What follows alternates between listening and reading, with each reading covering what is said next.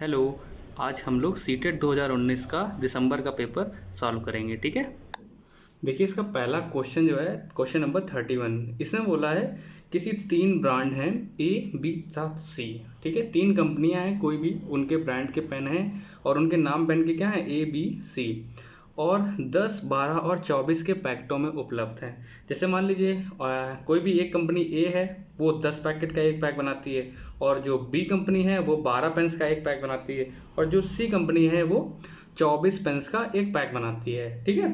Packet हो गए, एक कंपनी 10, एक कंपनी 12, एक कंपनी 24, ठीक है।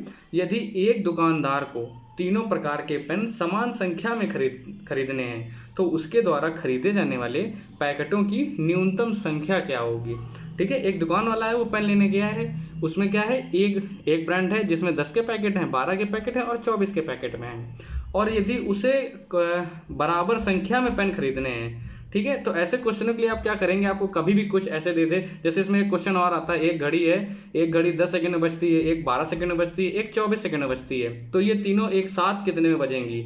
या ये क्वेश्चन इस टाइप से हो कि 10 पैकेट या 12 पैकेट या 24 पैकेटों में उपलब्ध है, तो तीनों समान संख्या में खरीदने के लिए हम क्या करेंगे, तो इन संख्याओं का मेन चीज क्या होती है, लासा होती है।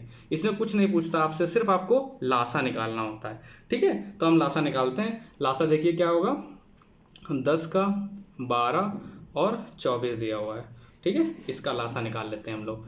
लासा में क्या होगा, देखिए 2 से कीजिए, 2 पंचे 10, 2 छः 12, 2 एकम 2, 2 दूनी 4, फिर 2 से जाएगा, 5 ऐसे ही रहेगा, 2 3 6, 2 6 12, फिर 2 से कीजिए, 5 ऐसे रहेगा, 3 ऐसे ही रहेगा, 2 3 6, फिर 3 से जाएगा, 5 ऐसे ही रहेगा, 3 एकम 3, 3 एकम 3, और फिर 5 से जाएगा तो 5 एकम 5, ठीक है। तो देखिए क्या आएगा, 2 गुणे 2 गुणे 2 गुणे 3 गुणे 5, ये आया। इसे सॉल्व करेंगे तो क्या आएगा, 2 दूना 4, 4 दूना 8, 8 तिया 24, तो इसका तो ये हो गया 24 गुणे 5, 5 चौको 20, हाथ से लग गया 2, 5 दूनी 10, 2 12, ठीक है। आंसर आपका क्या आया यहाँ पे, 120 आया है, ठीक है। कहने का मतलब है आपको 120 पेन्स लेने कहीं से भी, ठीक है। 120 पेन्स के पैकेट होंगे। अब पैकेट कितने बचेंगे, जैसे ए कंपनी का जो पेन था वो देखिए क्या आ रहा है, 10 पेन आ रहा है उसमें एक पैकेट में, तो हमें टोटल पेन कितने लेने हैं, 120 पेन लेने हैं। तो 120 पेन तो ये हो गए, और एक पैकेट में कितने आ रहे थे, 10, तो कितने पैकेट बनेंगे, 12 पैकेट बनेंगे। ए के कितने बन गए, 12 पैकेट। अब आएगा आपका क्या, बी नंबर। बी के कितने थे, 120 हमारे टोटल थे, और बी का पैकेट देखिए क्या आ रहा है, 12, तो 12 कर देंगे, क्या आ जाएगा इसमें, 10 आ जाएगा। सी कितने की है, 120 और 24 पैकेट बना रही है, तो इसके लिए क्या होगा, 12 एकम 12, 12 दूनी 24, और 2 से 5 हो जाएगा, ठीक है। तो सी बराबर कितना आएगा, 5, 12, 10 और 5।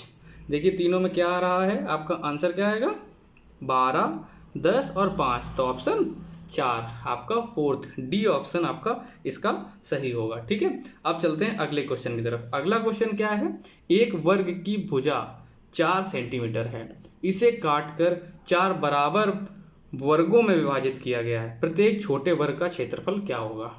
देखिए एक वर्ग है, ये वर्ग था जो क्वेश्चन ने कहा, ये हमने वर्ग मान लिया, ए बी सी और डी, ठीक है। ये वर्ग जब हमने माना है तो अब देखिए इस पे क्या होगा, इसकी एक भुजा कितनी थी, 4 सेंटीमीटर की एक भुजा थी, इस वर्ग की भुजा की बात कर रहे हैं, 4 सेंटीमीटर की एक भुजा थी, इसे काटकर 4 वर्गों में विभाजित किया गया, तो इसे काटेंगे तो मतलब बराबर भागों में काट लेंगे ऐसे, और ये ऐसे, ये 1, ये 2, ये 3 और ये 4 वर्ग हो गए ऐसे, ठीक है। प्रत्येक छोटे वर्ग का क्षेत्रफल पूछ रहा है, तो देखिए क्या होगा, अगर आपने ये पूरी 4 सेंटीमीटर मानी थी और इसे 20 से काटा तो ये कितने की हो गई, 2, इसे 20 से काटा तो ये भी कितनी हो गई, 2, सारी 2 2 की हो जाएंगी, नहीं हो जाएंगी।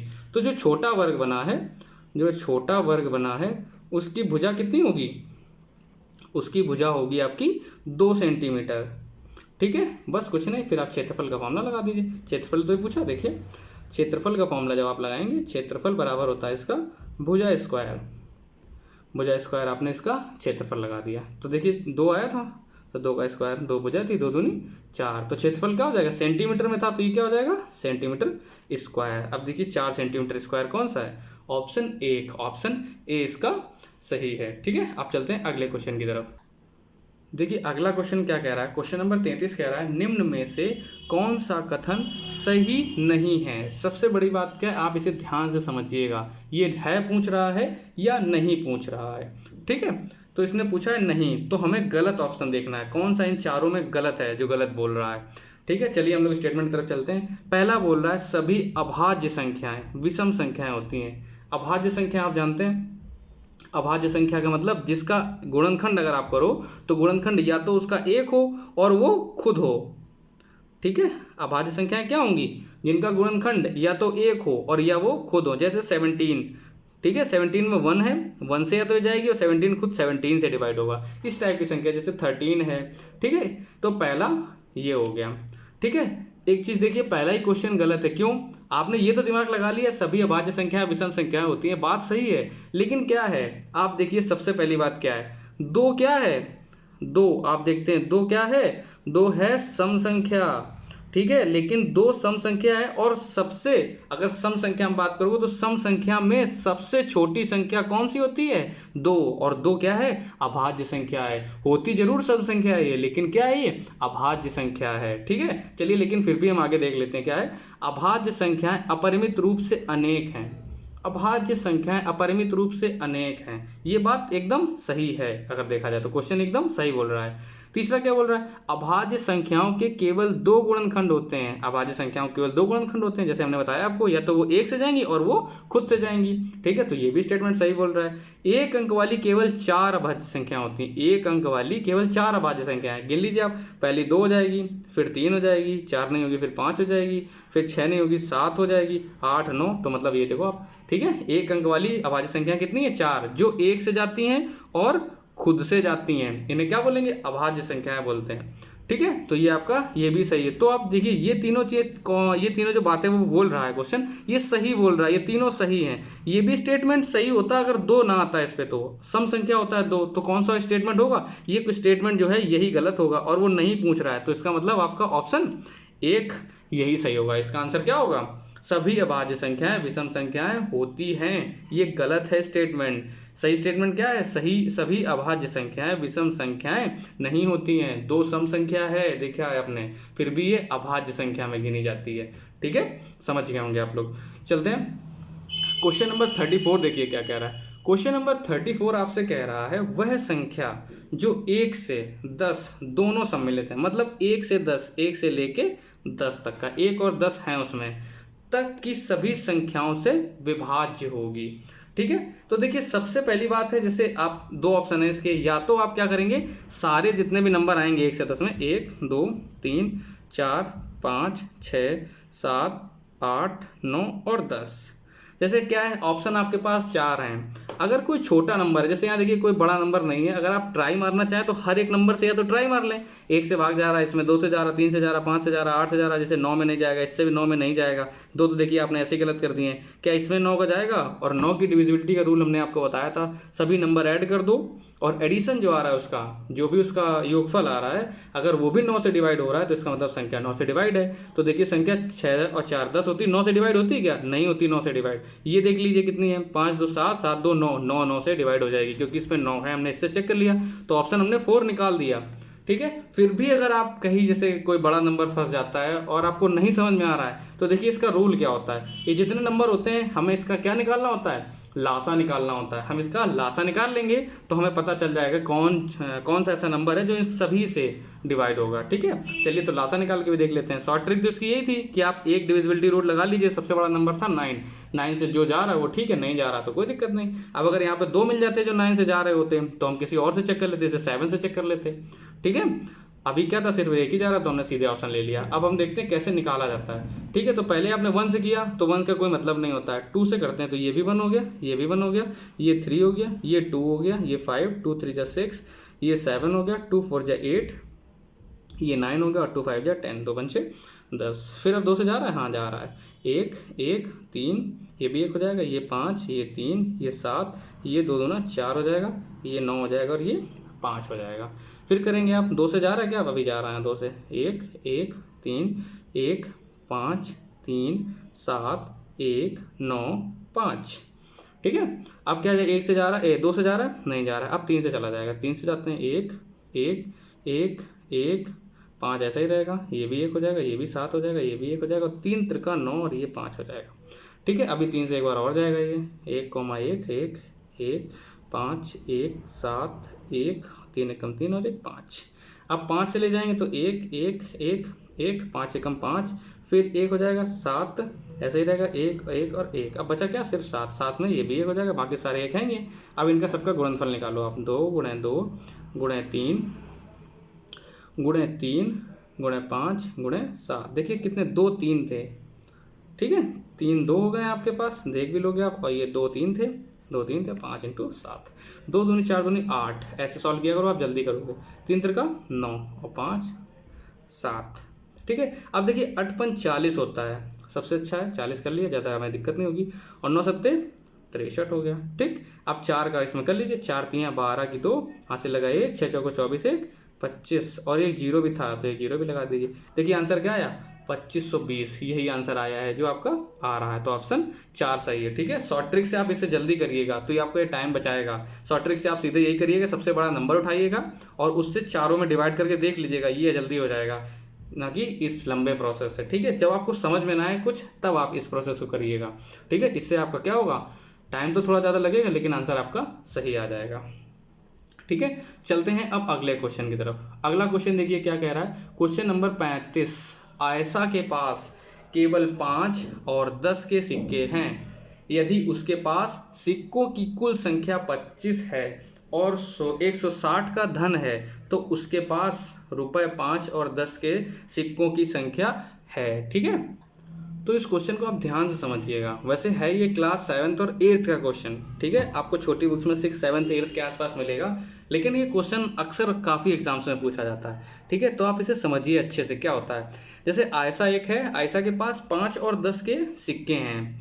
यदि उसके पास सिक्कों की कुल संख्या 25 और धन 160 बोला है। सिक्कों की संख्या मतलब समझते हैं आप, जैसे क्या हुआ, आपके पास 5 के हम कहते हैं 3 सिक्के थे, 10 के 2 सिक्के थे, तो संख्या कितनी होती, देखो 3 2 5, मतलब सिक्के अगर आप काउंट करोगे तो सिक्के तो आपके पास सिर्फ 5 ही हैं। लेकिन अगर आप धन, जैसे इसने कहा है धन 160 का धन है, तो धन कैसे निकलेगा, 5 5 के 3 संख्या मतलब 15 रुपए, 10 10 के 2 मतलब 20 रुपए। ठीक है, 20 और 30 मतलब धन कितना हो जाएगा, 35 रुपए हो जाएगा।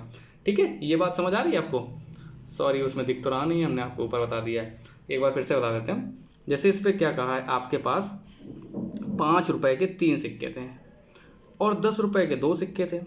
ठीक है, तो आपने देखिए टोटल जो कॉइन्स हुए, सिक्के कितने हुए, सिक्के तो टोटल 5 ही हुए ना।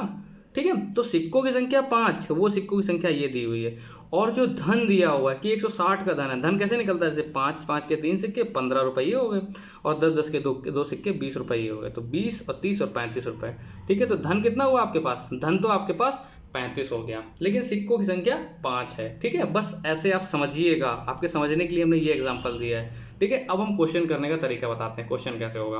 ठीक है, क्वेश्चन के लिए सबसे पहले आप क्या करेंगे, देखिए 5 के और 10 के सिक्के हैं। हमने मान लिया 5 के आपके पास कितने सिक्के हैं, x सिक्के हैं, और 10 के आपके पास y सिक्के हैं। ठीक है, तो संख्या देखो, x के 5 सिक्के और y के 10 के y सिक्के और 5 के x सिक्के, तो सिक्कों की कुल संख्या कितनी दी है, 25 दी है। तो हमने ये 5 के सिक्के माने ये 10 के सिक्के, दोनों को जोड़ दिया तो कितने आ जाएंगे, आपके पास 25 सिक्के थे। ठीक है, पहला ये हो गया। ठीक है, इससे आपको x y दो सॉल्व करने का तरीका आना चाहिए आपको। ठीक है, तभी आप ये क्वेश्चन कर पाएंगे। x और y जैसे 2 इसमें दिए हुए हैं। ठीक है, अब क्या होगा, अगला देखिए क्या है। अब उसने क्या धन की बात की है, धन उसके पास कितना है, 160 का धन है उसके पास। ठीक है, तो आप इसके रुपए बनाएंगे। जब आप इसके रुपए बनाएंगे तो देखिए क्या है, आपके पास उसने क्या बोला है, 5 रुपये और 10 रुपये के सिक्के मिला के 160 रुपये। तो आपने क्या किया, आपके पास देखो x सिक्के थे, ठीक है, 5 5 ये, तो आपने 5 का x से मल्टीप्लाई करा दिए। जैसे यहाँ देखिए 5 5 के 3 सिक्के थे, तो 5 और 3 का मल्टीप्लाई कराएंगे तभी तो रुपए निकलेंगे। ठीक है, यही 5 रुपये के हमने 5 का सिक्का लिया और जितने भी सिक्के थे उनसे मल्टीप्लाई करा दिया। ठीक, दूसरा यही 10 के जो सिक्के थे, जितने भी सिक्के थे वो y थे नंबर, 5 का x से, और इससे क्या निकल आएगा आपका धन। ये चीज़ समझ आती है आपको। 5x और 10y क्यों किया? ये इसलिए किया है क्योंकि 5 रुपए के मेरे पास, हमें पता नहीं ना भी कितने सिक्के हैं, तो हमने मान लिए x सिक्के थे और 10 रुपए के y सिक्के थे। तो जब हम 5 रुपए में जितने भी x सिक्के थे, जब हम 5 और x का मल्टीप्लाई करा देंगे तो आ जाएगा मेरे पास नंबर। जैसे एक और मैं आपको एग्जाम्पल बता देते हैं। जैसे आपके पास, हमने कहा 5 के आपके पास 8 सिक्के हैं, आप ऐसे सोचिए। तो हमने क्या कहा, देखो 8 सिक्के, ये नंबर बताया है, नंबर, ठीक है, और ये 5 रुपए के 8 सिक्के हैं। आप इसे x मान लीजिए 1 मिनट लिए, और फिर हमने कह दिया आपके पास टोटल 40 रुपए और है। तो 40 कैसे होंगे?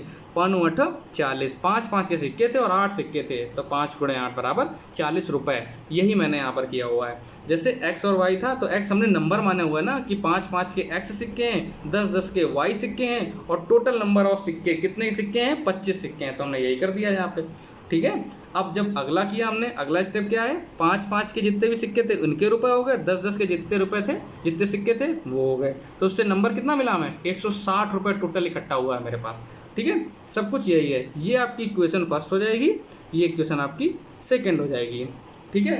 अब ये थोड़ा कॉम्प्लिकेटेड आपको लगेगा, छोटा सा, अगर आपने नहीं पढ़ा है तो, ठीक है। अब क्या करेंगे आप, इन दोनों में हमें क्या होना है, रिलेशन बनाना होता है, एक को काटना होता है। तो हम क्या करेंगे, समीकरण नंबर 1 में, समीकरण 1 में 5 का गुणा कर देंगे, ठीक, गुणा कर दिया हमने। तो देखिए ये समीकरण नंबर 2 था, समीकरण 1 में हमने 5 से गुणा किया। अब देखिए लिखिए यहाँ पे क्या होगा, 5x + 5y, 25 5 दिया, या 25 पंचे 125, ये हमारा गुणा करके लिख दिया हमने। और गुणा हमने दोनों पक्षों में किया, तो इससे कोई फ़र्क नहीं पड़ता, आपको पता होगा, ठीक है।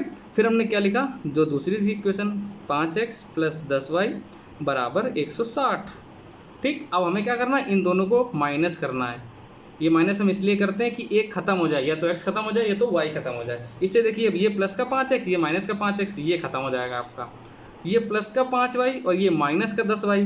तो 10 में से 5 घटाओगे तो कितना बचेगा आपका, माइनस का 5y, ठीक है। इसे आप जैसे लिखोगे तो क्या लिखोगे, 5y और माइनस का 10y। जब हम माइनस करते हैं तो नीचे की संख्या बदल जाती है, ठीक है। नीचे की संख्या क्यों बदलती है, अगर डाउट आ रहा है तो जैसे हमने ब्रैकेट में लिखा 4 माइनस, और यहाँ 5 - 3 लिखा है, तो इस माइनस का जब मल्टीप्लाई कराओगे तो देखो ये प्लस का था तो ये माइनस का हो जाएगा, और ये माइनस का था तो ये प्लस का हो जाएगा, ठीक है। अब आगे माइनस का 5y, यहाँ देखिए क्या है, 160 था, ये माइनस का था, और एक 125 प्लस का था, तो माइनस होगा ना।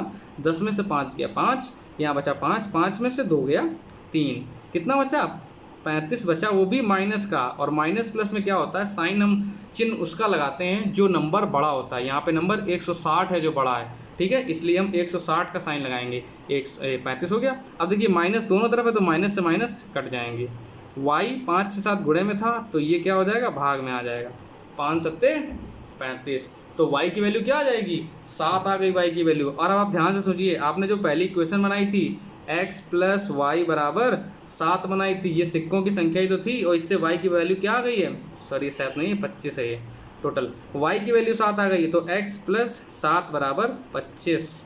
7 सिक्के किसके आ गए हैं, y के, मतलब 10 के सिक्के 7 निकल आए हैं, उसी की संख्या मानी थी हमने y। देखिए 10 के रुपए के सिक्कों की संख्या y मानी थी, y की वैल्यू निकल आई है आपकी, y की वैल्यू कितनी हो गई, 7। तो x की वैल्यू, ये 25 में 7 यहाँ पे चला जाएगा माइनस में, तो x की वैल्यू कितनी आ जाएगी, 25 में से आप 7 माइनस करोगे कितनी आ जाएगी, 18 आ जाएगी। तो x की वैल्यू 18, मतलब 5 के जो सिक्के थे वो ये हैं, और 10 वाले जो सिक्के थे वो ये हैं, ठीक है।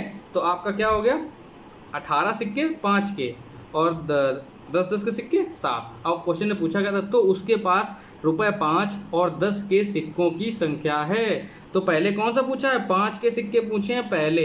तो 5 के सिक्के कौन से थे, ये x माना था हमने 5 की संख्या को, देखो 5 के सिक्कों को हमने x माना था, तो x की संख्या कितनी हो गई, 18। ये 5 के सिक्के हैं, और 10 के सिक्के कितने हो गए, 7। तो क्रमशः 18 और 7, इसका देखिए पहला ऑप्शन दिया हुआ है 18, क्रमशः 18 और 7। तो इसका कौन सा आंसर सही होगा, इसका आंसर नंबर 1 ऑप्शन ए सही होगा, ठीक है। समझ गए आप लोग। चलते हैं अगले क्वेश्चन की तरफ। देखिए अगला क्वेश्चन क्या कह रहा है, अगला क्वेश्चन 36 है, और ये आपका बॉड मास थ्योरी का क्वेश्चन है।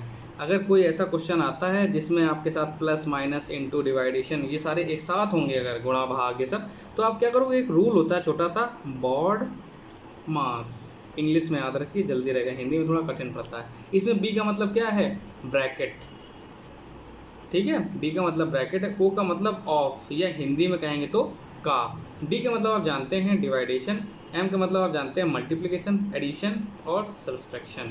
ठीक है, यही रूल आपको फॉलो करना होता है ऐसे क्वेश्चनों में। अगर आप रूल फॉलो नहीं करेंगे तो आपका आंसर गलत हो जाएगा।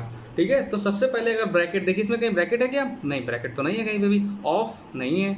डी डिवाइड, देखिए डिवाइड है, मल्टीप्लिकेशन भी है, माइनस भी है और प्लस प्लस नहीं है, सॉरी। ठीक है, तो आप सबसे पहले क्या करेंगे इस क्वेश्चन में, जैसे ये क्वेश्चन यहाँ पे लिखा हुआ है, सबसे पहले इस क्वेश्चन में क्या होगा? डी, डी तो है सबसे पहले, तो पहले हम डी सॉल्व करेंगे इस क्वेश्चन का। ठीक है, 17.5 17.5 गुणा 3 माइनस 7 या 21, सीधे सॉल्व करके लिख दिया हमने, माइनस 3 गुणा 12.5। अब देखिए भाग का तो कोई है नहीं, तो डी खत्म हो गया। अब क्या बचा? एम, एम का मतलब मल्टीप्लाई, मतलब गुणा। 17.5 गुणा 3 में, तो 3 बचे 15 की 5, हासिल लगा 1, 3 सत्ते 21 और 1 22 के हासिल लगा 2, 3 एकम 3, 3 2 5 और 1 अंक के बाद दशमलव था तो आप 1 अंक के बाद दशमलव लगा देंगे यहाँ पे। ठीक है, ये हो गया इसमें -3 और ये -3, तो देखो -3 तो इससे निपट गया।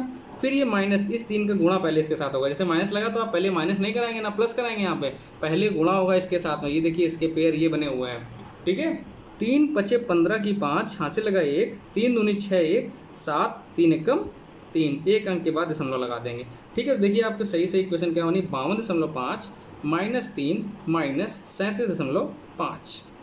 ठीक है, ये बनी हुई है, ऐसे बन गई। अब देखिए क्या होगा, इसमें आपने पढ़ा होगा, अब तो देखिए प्लस है नहीं, एडिशन है नहीं, सब्सट्रैक्शन एस मतलब माइनस बचा हुआ है, एक है यहाँ पे कोई साइन नहीं है, इसका मतलब प्लस का साइन है। ठीक है, अब आपने पढ़ा होगा छोटी क्लासों में कि माइनस माइनस वाले ऐड होते हैं और प्लस प्लस वाले ऐड होते हैं पहले। तो देखिए यहाँ तो प्लस है, यहाँ माइनस है, तो पहले हम माइनस नहीं करेंगे, पहले माइनस माइनस है तो इनको हम पहले प्लस करेंगे। 37.5 और 3.05, 7 3 10, 0 हासिल लगा 1, 3 1 4, तो ये देखिए इन दोनों को ऐड करेंगे तो क्या आ जाएगा? 52.5 ऐसे ही रहेगा, इनका साइन आ जाएगा माइनस का 40.5। ठीक है, 52.5 और 40.5। अब ये सीधा सीधा हो गया, ये प्लस है और ये माइनस है, तब तो बच्चों वाला है। आप ऐसे इसको क्या करेंगे, 40.5 माइनस कर लेंगे। 5 में से 5 गया 0, 2 में से 2 गया 0, 5 में से 1 गया, तो ये 5 में से 4 गया 1, तो आंसर क्या आएगा आपका? 12.0 या बराबर 12 ही तो होगा ये। ठीक है, देखिए ऑप्शन 2 दिया है इसमें 12, 36 का ऑप्शन 2 सही है आपका। ठीक है, समझ गए होंगे आप। बस इसे बॉड मास रूल आप याद रखेंगे, बॉड मास रूल जैसे ही आप भूले तो बस आपका क्वेश्चन गलत हो जाएगा। ठीक है, अब चलते हैं क्वेश्चन नंबर 37 की तरफ। क्वेश्चन नंबर 37 देखिए क्या कह रहा है, एक बाग के वृक्षों में नीम के वृक्षों की संख्या 1/6, 1/6वां भाग मतलब 1/6 बोल रहा है। आधे वृक्ष अशोक के हैं और शेष यूकेलिप्टस के हैं। यदि नीम के वृक्षों की संख्या 5 है तो बाग के यूकेलिप्टस के कितने वृक्ष हैं? देखिए सबसे पहले क्या करना पड़ेगा, जो भी नीम के थे या अशोक के थे जो भी, तो सबसे पहले तो हमें ये पता करना पड़ेगा कि बाग में टोटल थे कितने, टोटल जो थे आपके टोटल वृक्षों की संख्या थी कितनी। तो आप यहाँ पे मानोगे, मन के अंदर आप मान लेना, माना कुल पेड़ जो हैं, कुल पेड़ जो हैं वो आपके x हैं। ठीक है, कुल पेड़ आपके x हैं, आपने मान लिए पूरे बगीचे में नीम यूकेलिप्टस अशोक सभी को लगा के आपके पास x वृक्ष हैं। ठीक, बस अब क्वेश्चन आपका आराम से सॉल्व हो जाएगा। देखिए नीम के वृक्षों की संख्या 1/6 है, तो x का 1/6 कितना होगा, मतलब x का 1/6 मतलब x गुणे 1/6, तो देखिए क्या होगा, x/6 होगा। आपने रख लिया यहाँ पे x/6 रख लिया। ठीक हो गया। अब क्या है, आधे वृक्ष अशोक के हैं, तो आधे मतलब पूरे x थे, आधे मतलब x/2, ऐड करा दिया दोनों को। ठीक है, और शेष यूकेलिप्टस के हैं। सबसे पहली बात देखिए, शेष यूकेलिप्टस के हैं, तो यूकेलिप्टस तो हमें पता ही नहीं है, तो यूकेलिप्टस के आप थोड़ी देर के लिए प्लस यू कर लीजिए, 1 मिनट, यूकेलिप्टस को यू मान लीजिए। और टोटल कितने होंगे आपके पास, अगर ये 3 पेड़ थे और तो कोई पेड़ है नहीं, तो तीनों पेड़ हमने रख लिए, ये नीम के थे, ये आपके अशोक के थे, ये यूकेलिप्टस के थे, और टोटल x ही तो होंगे क्योंकि हमने कुल पेड़ x माना है। ठीक है, अब देखिए एक अगला छोटा सा हिंट दिया है, यदि नीम के वृक्षों की संख्या 5 है, तो देखिए नीम के वृक्ष आपने कितने माने हैं, देखिए नीम के वृक्षों की संख्या 1/6वां भाग है, मतलब ये नीम के पेड़ ही तो हैं, नीम के पेड़ यही है, और उसने वैल्यू दे दी है, नीम के वृक्षों की संख्या 5 है, तो आपने x/6 माना था, नीम का पेड़ ये किसके बराबर हो जाएगा, यही तो आपके 5 है, ऐसे 5 कर लो, फिर इसमें आप 3 गुणा करा लो, नीचे कुछ नहीं है तो x का x ही रहेगा, ये 6 गुणा 5 हो जाएगा, तो क्या होगा x की वैल्यू 6 पंचे 30 हो जाएगी। अब आप देखिए क्या है, x की वैल्यू 30 आ चुकी है। मतलब 30 किसकी वैल्यू आ गई? टोटल पेड़ है आपके पास, x आपने टोटल वृक्षों की संख्या मानी थी, तो आपके पास 30 पेड़ हो गए टोटल। अब आप एक बार क्वेश्चन फिर से पढ़ लो तो सारा सॉल्व हो जाएगा।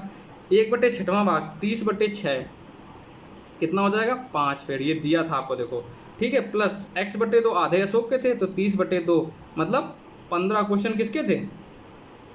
15 वृक्ष आपके अशोक के थे।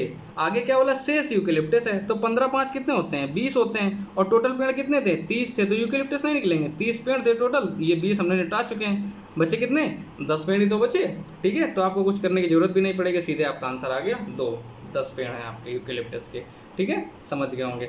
आप चलते हैं अगले क्वेश्चन की तरफ। देखिए अगला क्वेश्चन क्या कह रहा है, क्वेश्चन नंबर 38। ये कह रहा है एक रेलगाड़ी दिल्ली से 29 अगस्त 2019 को 16:30 16:30 बोलेंगे इसे, 16:30, ये रेलवे की क्लॉक होती है, आपने देखी है रेलवे वाली घड़ी, वो 21, 22, 23 सब बजाती है। वो शाम का टाइम और सुबह के टाइम पर डिफरेंस, जैसे क्या होती है हम लोग की जो घड़ियाँ हैं घर में, उसमें 12 तक की डिजिट होती हैं। तो एक बार 1 बजता है रात में भी और एक बार 1 बजता है दोपहर में भी। लेकिन रेलवे की घड़ी में ऐसा नहीं होता है। रेलवे की घड़ी में रात में जब बजेगा वो 1 ही बजेगा और जो दिन में बजेगा वो 13 बजेगा, ठीक है। इसलिए इसने 16:30 लिखा है ऐसे। 16:30 का अगर आप घर वाली घड़ी में देखेंगे तो ये 4:30 है शाम का, इसे आप PM बोल देते हैं। और रेलवे AM और PM नहीं बोलता है, इसलिए वो ऐसा नंबर चूज करता है, ठीक है। चलते हैं अगले क्वेश्चन की तरफ। क्वेश्चन क्या है? एक रेलगाड़ी दिल्ली से चली है 29 अगस्त 2019 को। देखिए आप ध्यान से, क्या बोला गया है? 29 अगस्त 2019, ठीक है। 29 अगस्त 2019 को चली है। कहाँ से कितने बजे चली है? 16:30 पे चली है, ठीक है। 16:30 पे चली है। एक रेलगाड़ी थी 29 अगस्त 2019 को 4:30 पे चली है, ठीक है। 4:30 रात शाम का, इसलिए हमने 16:30 लिख दिया है। अब देखिए अपने गंतव्य पर 31 अगस्त को पहुंची है। देखिए 29 के बाद 30 आता है, फिर 31 आता है, ठीक है। 31 तारीख को पहुंची है, ठीक है। तो 31 तारीख को कितने बजे पहुंची? 8:45 पे पहुंची है।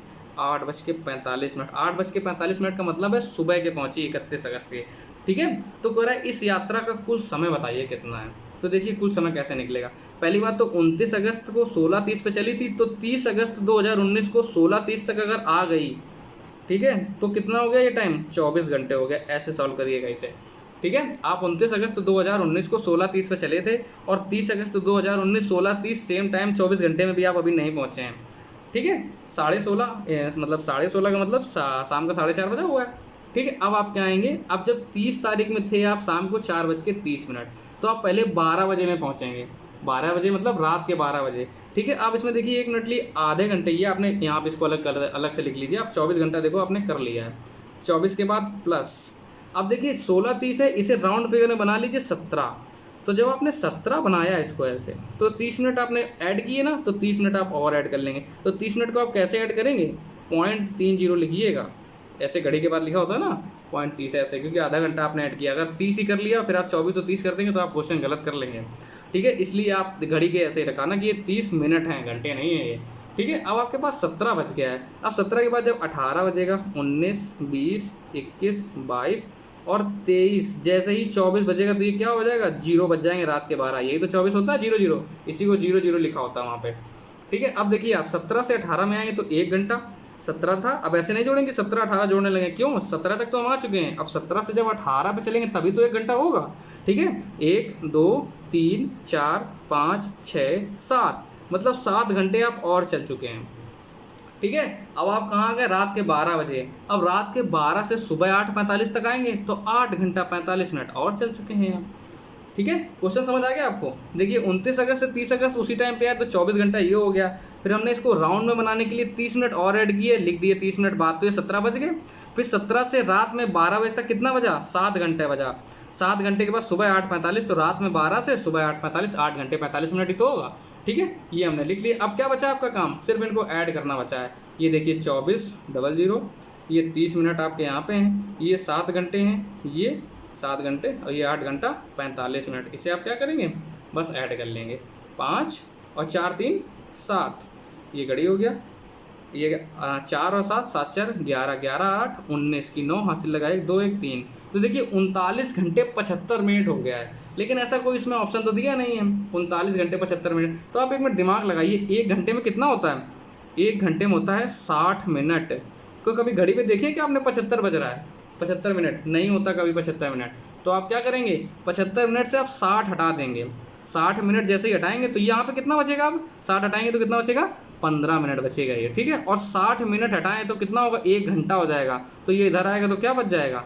40 बच जाएगा, बचेगा ना 40 घंटा, ठीक है। समझ लीजिए फिर से, 75 था आपके पास, 75 में 1 घंटे में 60 मिनट होते हैं, तो हम 1 घंटा इससे हटा लेंगे। तो 1 घंटा इससे हटाएंगे तो कितना हटाएंगे? 60 मिनट हटाएंगे। 60 मिनट हटाएंगे तो बचेगा कितना इसमें? यहाँ 15 बचेगा, और जो 1 घंटा आएगा वो इधर जुड़ जाएगा। तो 40 घंटे 15 मिनट आपका आंसर होगा। देखिए आंसर 4 लिखा हुआ है, 40 घंटे और 15 मिनट, ठीक है। आपका ये आंसर सही होगा, ठीक है। अब चलते हैं अगले क्वेश्चन की तरफ। देखिए क्वेश्चन नंबर 39। क्वेश्चन नंबर 39 में क्या दिया है? निम्नलिखित में से किसमें लंबाइयों को घटते क्रम में व्यवस्थित किया गया है?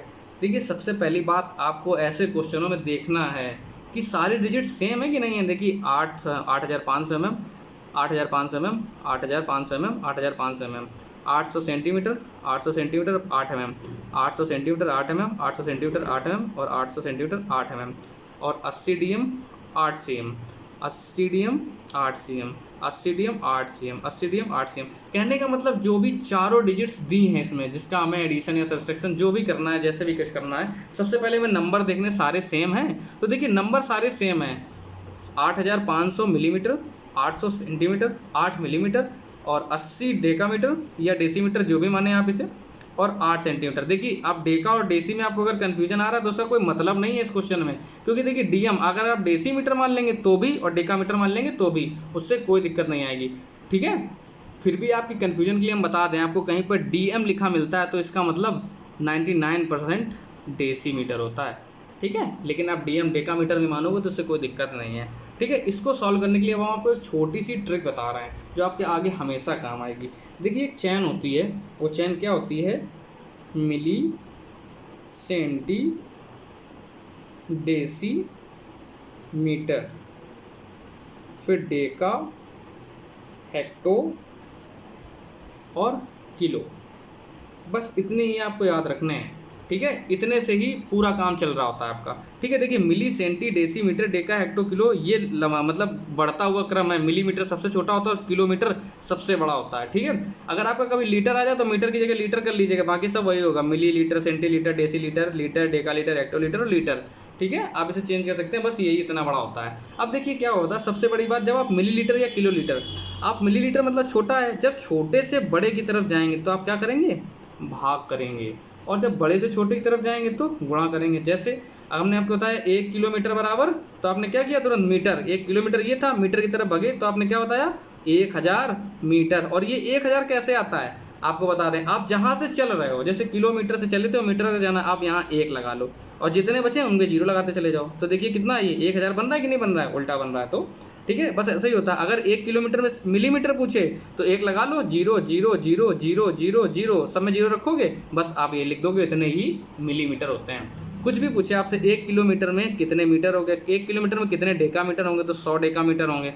जो भी पूछता जाए आप इससे बड़े आराम से बता सकते हैं, ठीक है, कुछ भी दिक्कत हो। और अगर मिलीमीटर में किलो लीटर पूछ ले तो मिलीमीटर में क्या होगा? जैसे क्या माना हमने, मिलीमीटर के लिए यहाँ पे 1 रख लेना, 1 2 3 4 5 6, ठीक है, वही आ जाएगा ना। तो इसमें क्या होगा, अब हम आप भाग करेंगे, और क्या किसका भाग करेंगे? देखिए 1 होता है, अगर 1 किलोमीटर में 1000 मीटर थे तो 1 गुणे 1000 करके निकाला था आपने 1000 मीटर, ठीक है। इसी टाइप से जब 1 मीटर में वो सेंटीमीटर पूछेगा तब आप क्या करोगे? 1/1000। इसी का मतलब भाग है। जब आपसे बड़े से छोटा पूछा जाएगा तो आप गुणा करा लेंगे, जब आपसे छोटे से बड़ा पूछा जाएगा तो आप तुरंत यही, अगर 100 है तो 100, 1/100 जो भी नंबर दिया है तो ठीक है, नहीं तो कोई बात नहीं, ठीक है। इतना आपको समझ आ गया है। अब इसके बाद हम क्वेश्चन सॉल्व करने चल रहे हैं, ठीक है। देखिए क्वेश्चन में पहले सबसे पहले 4 डिजिट दिए, क्या 4 डिजिट दिए? क्वेश्चन सही से पढ़िएगा। इसमें दिया पहले 8500 mm, दूसरा दिया है 800 सेंटीमीटर और 8 mm, 8 mm का मतलब मिलीमीटर, और 80 डेकामीटर और 8 सेंटीमीटर, और फिर तीसरा तो 8 मीटर दिया ही है, ठीक ठीक है। अब सबसे बड़ी बात है, आप इसे पहले क्या करोगे, किसी एक यूनिट में चेंज कर लो। देखो 8 मीटर एकदम फ्री होल्ड रखा है, तो आप इसे क्या करोगे, मीटर में चेंज कर लोगे। ठीक है, देखिए 8500 mm का मतलब मिलीमीटर है ये, देखो ध्यान से हमने दिया यहाँ पे mm मतलब मिलीमीटर, और आपको जाना किसमें, मीटर में जाना है। देखो 1 2 3, तो 1 मीटर में कितने मिली होंगे, 1000। लेकिन देखो 1000 तो हो गए, अब आपको जाना किधर है, भाग में, तो आप भाग कराओगे इसका। ऊपर हमने जैसे 1 रखा था, तो यहाँ पे तो 8500 है ना, और भाग कितने से कराएंगे हम, देखो यहाँ पे 1 मान लो, तो 1 2 3 3 जीरो आ जाएंगे इसमें, 3 जीरो आ गए। तो देखिए अब क्या आ जाएगा, ये 8.5 आ जाएगा। अब ये क्या हो गया है, मीटर बन चुका है। ठीक है, ध्यान रखिएगा, अब ये मीटर बन चुका है, पहला आपका ये सॉल्व हो गया है।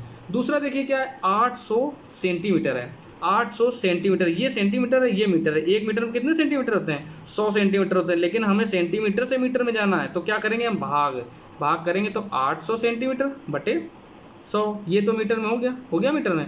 अब क्या, ये 8 mm है, mm का मतलब मिलीमीटर, मिलीमीटर से मीटर में जाना है, 1 मीटर में 1000, तो मिलीमीटर से मीटर छोटे से बड़ा जा रहा है, तो हम क्या करेंगे, भाग करेंगे, 8 में 1000 का भाग कर देंगे। तो देखिए ये तो 00 से 00, तो 8 मीटर तो ये हो गया सीधे सीधे। अब कितने सेंटीमीटर है यहाँ पे, कितने, अब इसके भी तो बनेंगे मीटर। तो देखिए ये सॉल्व करके क्या आएगा, 3 अंक हैं, तो 3 अंक के बाद दशमलव लगाएंगे, 0.008, इसे सॉल्व करके क्या आएगा, ये आएगा। तो अब 0 की जगह 8 रख दीजिए, तो 8.008 मीटर। ठीक है, समझ गए होंगे आप लोग, ये दूसरा सॉल्व हो गया। अब तीसरा आया है, क्या है, 80 डेसीमीटर। देखिए मीटर और डेसीमीटर, मीटर अगल बगल ही बैठे हैं, मतलब सिर्फ 10 का ही, और डेसीमीटर से मीटर में जाना है, छोटा है ये बड़ा है ये, तो भाग करेंगे हम, तो 80 डेसीमीटर को हमने 10 से भाग कर दिया, तो ये तो मीटर में बन गया। अब 8 सेंटीमीटर भी है आपके पास, सेंटीमीटर कहाँ है, यहाँ पे 1 मीटर में देखो 100 सेंटीमीटर है, लेकिन हमें सेंटीमीटर से मीटर में जाना है, तो क्या करना पड़ेगा, भाग करना पड़ेगा, किसमें, 100 का भाग करना पड़ेगा। तो ये तो देखो 8 मीटर हो गया सीधे, इसमें क्या हो जाएगा, 0.08, 2 जीरो थे तो 2 अंक के बाद दशमलव लगेगा, 08 हो गया। तो ये टोटल कितना हो गया, 8.08, 8.08 मीटर। तीसरा भी सॉल्व हो गया। चौथा क्या है, 8 मीटर, ये तो दिया ही है। ठीक है, अब क्या पूछ रहा है क्वेश्चन ने, क्या कहा था, घटते क्रम में व्यवस्थित कीजिए, घटते हुए ले चलना है, तो हमें सबसे बड़ा, फिर उसके बाद उससे छोटा, उसके बाद छोटा, उसके बाद छोटा, ऐसे करना पड़ेगा घटता क्रम। तो सबसे बड़ा देखिए क्या है इसमें, सबसे बड़ा 8.5, तो देखो सबसे बड़ा 8.5 है, तो इसका ऊपर वाला लिखोगे आप ये 8500 mm। ठीक है, फिर इससे थोड़ा सा छोटा कौन सा है, देखो आप, इससे छोटा कौन सा होगा, 8 मीटर तो नहीं होगा, 8.08। अब देखो यहाँ पे जो नंबर है वो बड़ा है, यहाँ वाला तो छोटा होगा ना, तो इसके बाद क्या आएगा, अब आएगा 80 dm और 8 cm। ठीक है, अब जब अगले पे चलेंगे तो देखिए क्या 8 अब तो यही आएगा 8.8, तो तीसरा ये क्या है, सॉरी ये वाला है, अब ये तो हो चुका ना, अब आएगा 8.008, तो ये आ जाएगा तीसरा 800 सेंटीमीटर 8 mm, फिर आ जाएगा चौथा 8 मीटर। ठीक है, तो अब देखिए क्या है, ये क्या था 800, अब आप ऑप्शन मिला लीजिए। सबसे पहले 8500 mm से स्टार्टिंग है, 8500 mm इसमें है, इसमें नहीं है, इसमें नहीं है, इसमें है, तो अब बचे ये दोनों तो गलत हो गए, बचा कौन सा, 1 और 4। दूसरे में 80 dm 8 cm, 80 cm है यहाँ पे, यहाँ 80 dm 8 cm, ये सही है, तो क्या होगा, ऑप्शन इसका 4 सही होगा आपका। ठीक है, तो इसका आंसर क्या होगा, 4। समझ गए होंगे आप लोग। सबसे पहले आप ये ट्रिक याद कर लीजिएगा, फिर इसे चेंज कैसे किया जाता है। अगर छोटे से बड़ा में जाना है तो हम भाग कराएंगे, बड़े से छोटे में आना है तो हम गुणा कराएंगे, और जितने आपको कितने जीरो क्या लगाना है ये हमने आपको बता दिया। जैसे सेंटीमीटर था, सेंटीमीटर मिलीमीटर बनाना है, तो आप 1 यहाँ लगाइए, 0 लगा लीजिए, सब में कितने जीरो आ गए, 1000 आ गया। ठीक है, 3 जीरो हो गया, 1000 बन गया। अब अगर भाग कराना है तो 1000 का भाग करा दीजिए, और गुणा कराना है तो गुणा करा लीजिए, जैसे आप समझेंगे। ठीक है, तो ऑप्शन इसका 4 सही है। ठीक है, चलते हैं अगले क्वेश्चन की तरफ। देखिए अगला क्वेश्चन है क्वेश्चन नंबर 40। इसमें क्या कहा गया है, एक 180 सेंटीमीटर लंबे तार को एक आयत का रूप दिया गया। देखो हमने क्या बताया आपको, एक ऐसे आप सीधे तार माना आपने, ये कितने का था, 180 सेंटीमीटर का, जैसे क्वेश्चन ने कहा है। ठीक है, 180 सेंटीमीटर का आपने पूरा तार मान लिया। इससे क्या किया इन्होंने, आयत का रूप दिया गया है। देखो आयत बना लेंगे हम लोग ऐसे, ये आपका आयत बन गया। ठीक है, बन गया आयत। नंबर चाहिए तो नंबर नाम भी डाल दो आप इनका, ABCD। ये आयत बन गया। अब आपसे ये 180 मीटर का तार था आपका, ये इसी से तो आपने बैंड किया, बनाया इसे। ठीक है, यहाँ से स्टार्ट किया, तार ऐसे मोड़ा ऐसे मोड़ा, तो ये बन गया, वर्ग बन गया आपका ABCD। ठीक है, ABCD जब आपका ये वर्ग बना है, ये वर्ग नहीं सॉरी आयत बना हुआ है, तो देखिए इसमें क्या कहा है, आयत की चौड़ाई 30 सेंटीमीटर दिया है। चौड़ाई ये होती है, ये होती है, लंबाई ये होती है, ये होती है, और आयत की लंबाई आमने सामने की और चौड़ाई आमने सामने बराबर होती है। ठीक है, तो इसकी लंबाई क्या होगी ये पूछ रहा है ये। और क्या 180 सेंटीमीटर लंबे तार से बनाया था। तो हमने आपको बताया परिमाप क्या होता है, परिमाप आप एक तरफ से चलेंगे और वहीं पे वापस आ जाएंगे, तो टोटल लेंथ जितनी हो जाएगी, टोटल जितना आप चले वो आपका क्या होगा परिमाप। और यही 180 सेंटीमीटर का तार था, तो ये परिमाप ही तो था। आप सीधे इसको पूरा कर दो और नाप लो उसे, फिर पूरा तार 180 है तो ये परिमाप ही तो है।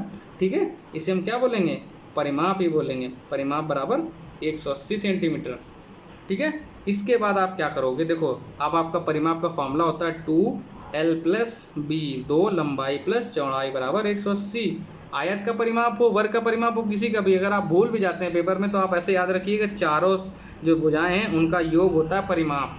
ठीक है, यही देखो एक भुजा ये दोनों बराबर होती है, इसलिए हमने ऐसे लिख दिया है। ठीक है, भूल जाएंगे तो, नहीं तो आपको फॉर्मूला तो याद रखना ही, परिमाप बराबर 2l+b। अब देखिए आयत की चौड़ाई तो 30 दी है, तो 2l लंबाई दी, चौड़ाई आपकी 30 सेंटीमीटर हो गई, 180। ये देखिए ये ब्रैकेट था और ये गुणे में था, तो ये इसका पहले ये बाहर आ जाएगा, ये बराबर के इधर आएगा, तो ये गुणे में था, इधर कैसे चला जाएगा, भाग में चला जाएगा। l+30 बराबर ये 90 हो गया। ठीक है, अब ये l+30 था, बराबर के इधर जाएगा तो क्या होगा, -30 हो जाएगा। तो l बराबर 90 - 30 क्या होगा, 60 हो जाएगा। ठीक है, तो लंबाई निकल आई आपकी, देखिए लंबाई निकल आई आपकी 60 सेंटीमीटर। ठीक है, क्वेश्चन समझ आ गया आपको। अगर लंबा तार दिया है तो वो उसका परिमाप ही दिया है, उससे हमने आयत फॉर्म कर लिया और परिमाप का फॉर्मूला लगाया, उससे लंबाई निकाल दी हमने कितनी, 60 सेंटीमीटर। ऑप्शन नंबर 2 इसका सही है। ठीक है, अब चलते हैं सीटेट में क्या कुछ पैडागॉजी भी आती है, काफ़ी सिंपल पैडागॉजी आती है, आप बस बड़े आराम से इसे देखेंगे तो आपको आराम से आ जाएगी। ठीक है, देखिए क्या है, क्वेश्चन नंबर 41, कक्षा 2 के छात्रों को 44 लिखने के लिए कहा गया है। तो कुछ बच्चों ने क्या 404 लिख दिया गया है। अध्यापक के रूप में आप इसे कैसे संबोधित करेंगे, जैसे आप उनकी कॉपियों में उत्तर लिखेंगे। अगर आप उत्तर उनकी कॉपी में लिख देंगे तो सीख तो पाएंगे नहीं वो कि क्या होता है क्या नहीं होता है, फिर आपको हमेशा लिखना पड़ेगा। ठीक है, तो ये ऑप्शन तो नहीं होगा। उससे क्या, उन्हें मूर्त पदार्थ से विनिमय नियम समझाएंगे। ठीक है, अब मूर्त पदार्थ हो गए, मूर्त पदार्थ से उनको क्या करेंगे आप, विनिमय नियम समझाएंगे। ठीक, अब अगला क्या है, तीसरा क्या है, एक मिनट देख लेते हैं क्या, उनको उस समूह में रखेंगे जिसने सही लिखा है। तो इस समूह में रखने से हमें क्या होगा, कुछ होगा तो है नहीं कि उन्हें आ जाएगा समूह में रखने में। ठीक है, तो ये ऑप्शन भी आपका गलत हो जाएगा। उन्हें सही उत्तर प्राप्त करने के लिए कहेंगे। अगर उन्हें सही उत्तर आता तो पहले ही ना लिख लेते 40 का 44 ही ना लिखते, 404 क्यों लिखते, तो ये भी ऑप्शन सही हो गया। ऑप्शन आपका दूसरा सही होगा। क्या, इसे एक बार हम आपको समझा देते हैं। उन्हें मूर्त पदार्थ से विनिमय नियम समझाएंगे। मूर्त पदार्थ मतलब एक ऐसा कोई एग्जाम्पल लेंगे जो एग्जाम्पल उन्हें सबसे अच्छी तरीके से आता है और उससे आप उस क्वेश्चन को रिलेट करके, संबंधित करके उसका आंसर निकलवाएंगे उन्हीं से ही। ठीक है, इसलिए इसे बोला गया है मूर्त पदार्थ से विनिमय नियम समझाएंगे। विनिमय नियम का मतलब होता है किसी ऐसी चीज़ जो बच्चों को सबसे अधिक आती हो और उससे आप अपना उनसे क्वेश्चन सॉल्व करा लें। ठीक है, तो इसका आंसर 2 सही होगा। ठीक है, अब चलते हैं क्वेश्चन नंबर 42 की तरफ। क्वेश्चन नंबर 42 देखिए क्या कह रहा है, गणित के प्राथमिक पाठ्यक्रम में प्रतिचित्रण का परिचय देने के लिए मुख्य प्रयोजन है। प्रतिचित्रण जानते हैं, प्रतिचित्रण का मतलब कोई भी ग्राफ बनाने, आप ग्राफ बना के बच्चों को समझाएंगे। ठीक है, तो जैसे ऑप्शन क्या दिए, त्रिविम विचार क्षमता को प्रोत्साहन देगा। त्रिविम विचार समझते हैं, जिसे 3D बोलते हैं हम, XYZ 3 प्लेन जो होते हैं उसे त्रिविम बोलते हैं, जिसमें 3 हो। जैसे ये पेपर है ये 2D है, इसे हम ऐसे छूते हैं तो कुछ नहीं होता है। ठीक है, 3D का मतलब जैसे आप लूडो का पासा ले लो, आप मोबाइल ले लो, कुछ भी ले लो, आपको जब फील हो कि ये मोटा है, चौड़ा है, ये सब फील होगा तो आपको क्या होगा, वो 3D होगा, त्रिविम। तो देखो क्या दिया, त्रिविम विचार क्षमता को प्रोत्साहन देगा। हाँ तो देगा। ठीक है, जब आपको पता चलेगा कि ये मोटा, तभी तो आपको मैं समझ में आएगा कि ये मोटा क्यों है, तभी तो आप उसके ऊपर रिसर्च करेंगे। जब बच्चा जो होगा, बच्चे के दिमाग से सोचिए आप तो। ठीक है, तो पहला तो कुछ हद तक का ठीक लग रहा है, बाकी और ऑप्शन देखते हैं क्या होगा। अनुपातिक विवेचना को प्रोत्साहन। अनुपातिक विवेचना, सबसे पहली बात हम आपको बता दें, प्राथमिक के जो भी कक्षा 1 से 5 तक का जो क्वेश्चन पेपर है उसमें मैथ्स में अनुपात है ही नहीं क्वेश्चन में, तो आपके ये तो आपका होगा नहीं। अनुपातिक विवेचना को प्रोत्साहन हमें देना ही नहीं है। ठीक है, तो ऑप्शन बी आपका पहले सीधे गलत हो गया। ठीक है, इतने से ही आप देखो ऑप्शन बी आपका गलत हो गया, तो इससे आप एक चीज़ क्या समझते हैं, आगे का आप ये ना पढ़े। देखिए ऑप्शन बी इसमें भी, ऑप्शन बी इसमें, मतलब ये दोनों ऑप्शन आपके गलत हो चुके हैं। ठीक है, अब क्या बचा आपका, ए आपको लग रहा था थोड़ा ठीक है, लेकिन अब सी और डी भी तो है, सी और डी भी देखना है। अगला क्या देखिए, सी क्या है, विषय को सरल और रुचिकर बनाना। ठीक है। प्राथमिक प्रतिचित्रण है, मान लो प्रतिचित्रण से हम समझाएंगे, जैसे एक ये वर्ग है, ये आयत है, तो बच्चे वर्ग और आयत को सोच के पता नहीं क्या है क्या सोचेंगे, लेकिन आप सामने दिखाएंगे तो उनको जरूर देखेंगे। तो विषय को सरल और रुचिकर बनाना भी हो सकता है। अगला क्या, संख्याओं की नीरसता को समाप्त करना। संख्याओं की नीरसता, नीरसता अब जैसे संख्या है, ये 7 है, इसमें क्या है 7 को 7 ही लिखोगे आप बता सकते हो बच्चों को एग्जांपल देके कि इसे आपको टॉय दे दिए, उन्होंने खिलौने दिए, 7 खिलौने दे दिए, बाद में उन्होंने गिनवा लिए कितने खिलौने थे, 7। तो ठीक है, आपका देखिए आपको ऑप्शन डी थोड़ा सा सही लग रहा है आपको, ठीक है, ऑप्शन डी, ए या डी, लेकिन सी क्या है, विषय को सरल और रुचिकर बनाना है। तो पहला विचार क्षमता को प्रोत्साहन देना है और सरल को रुचिकर बनाना है हमें। संख्याओं की निरस्ता, प्रतिचित्रण में संख्याओं का मतलब ही क्या है, अगर हम बोर्ड पर ऐसे 7 लिख देंगे तो क्या कुछ समझ आ रहा है क्या उस बच्चे को, नहीं समझ आ रहा है। प्रतिचित्रण का मतलब है आप उसे समझा रहे हैं किसी चीज़ से, तो त्रिविम विचार क्षमता को प्रोत्साहन देगा और विषय को सरल और रुचिकर बनाएगा। संख्याओं की निरस्ता से इसका कोई संबंध नहीं है, ठीक है, इसलिए आपका ऑप्शन 1, ए और सी ऑप्शन सही होगा। ठीक है, चलते हैं अगले क्वेश्चन की तरफ। देखिए अगला क्वेश्चन है 43, इसने क्या कहा है, एनसीएफ राष्ट्रीय पाठचर्या की रूपरेखा 2005 के अनुसार निम्नलिखित में से कौन सा विषय प्राथमिक विद्यालय में गणित पाठ्यक्रम का भाग नहीं है। ठीक है, गणित पाठ्यक्रम का भाग नहीं है। देखिए अब आ गई आपकी बात, अभी हमने आपको थोड़ी देर पहले कुछ बताया था वो इसमें है। ठीक है, जैसे चौपड़ क्या है, चौपड़ का मतलब टाइलिंग, मतलब वर्ग, ऐसे समझ लो आप। ठीक है, टाइलिंग का मतलब आप ऐसे समझ सकते हो। ठीक है, कोई भी जैसे आपको वर्ग बताना है या ये ऐसी कोई आकृति होती है तो आप इसका प्रयोग करते हैं। ठीक है, सममिति का मतलब क्या होता है, सममित का मतलब होता है एक ही जैसा दिखना। ठीक है, जैसे केला क्या है, अगर आपने केला लिया है तो केला क्या सारे केले एक ही जैसे होते हैं क्या, नहीं, लेकिन आप फिर भी पहचान जाते हो कि नहीं ये केला ही है। सेव क्या है, सारे सेव क्या एक ही जैसे होते हैं क्या, फिर भी आप पहचान जाते हो कि ये सेव ही है। ठीक है, तो ये सम्मिति यही होती है। ठीक है, एक ही जैसा दिखना। जैसे इंसान, आप इसे इंसान किसे बोलते हैं, जिसके एक नाक हो, एक मुंह हो, 2 आँख हो, 2 कान हो, तो ये इंसान होता है ना, लेकिन सारे इंसान अलग अलग होते हैं। ठीक है, इसे क्या बोलते हैं, सम्मिति को सिमेट्री बोलते हैं। सिमेट्री का मतलब एक ही जैसा, जो रिक्वायरमेंट दी गई है वो रिक्वायरमेंट पूरी करनी चाहिए।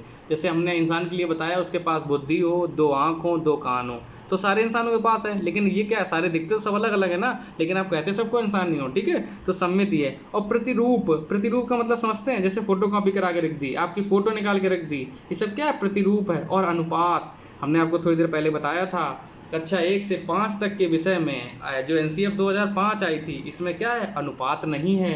ठीक है, और इसने बोला था पाठ्यक्रम का भाग नहीं है, तो क्या होगा, ऑप्शन 4 अनुपात ही आपका सही होगा। ठीक है, अब चलते हैं क्वेश्चन नंबर 44 की तरफ। ठीक है, सूत्र का प्रयोग किए बिना अध्यापक में से किन साधनों या शिक्षण अधिगम सामग्री का प्रयोग यह दर्शाने के लिए कर सकता है कि विभिन्न आयामों वाले 2 आयतों का क्षेत्रफल समान है।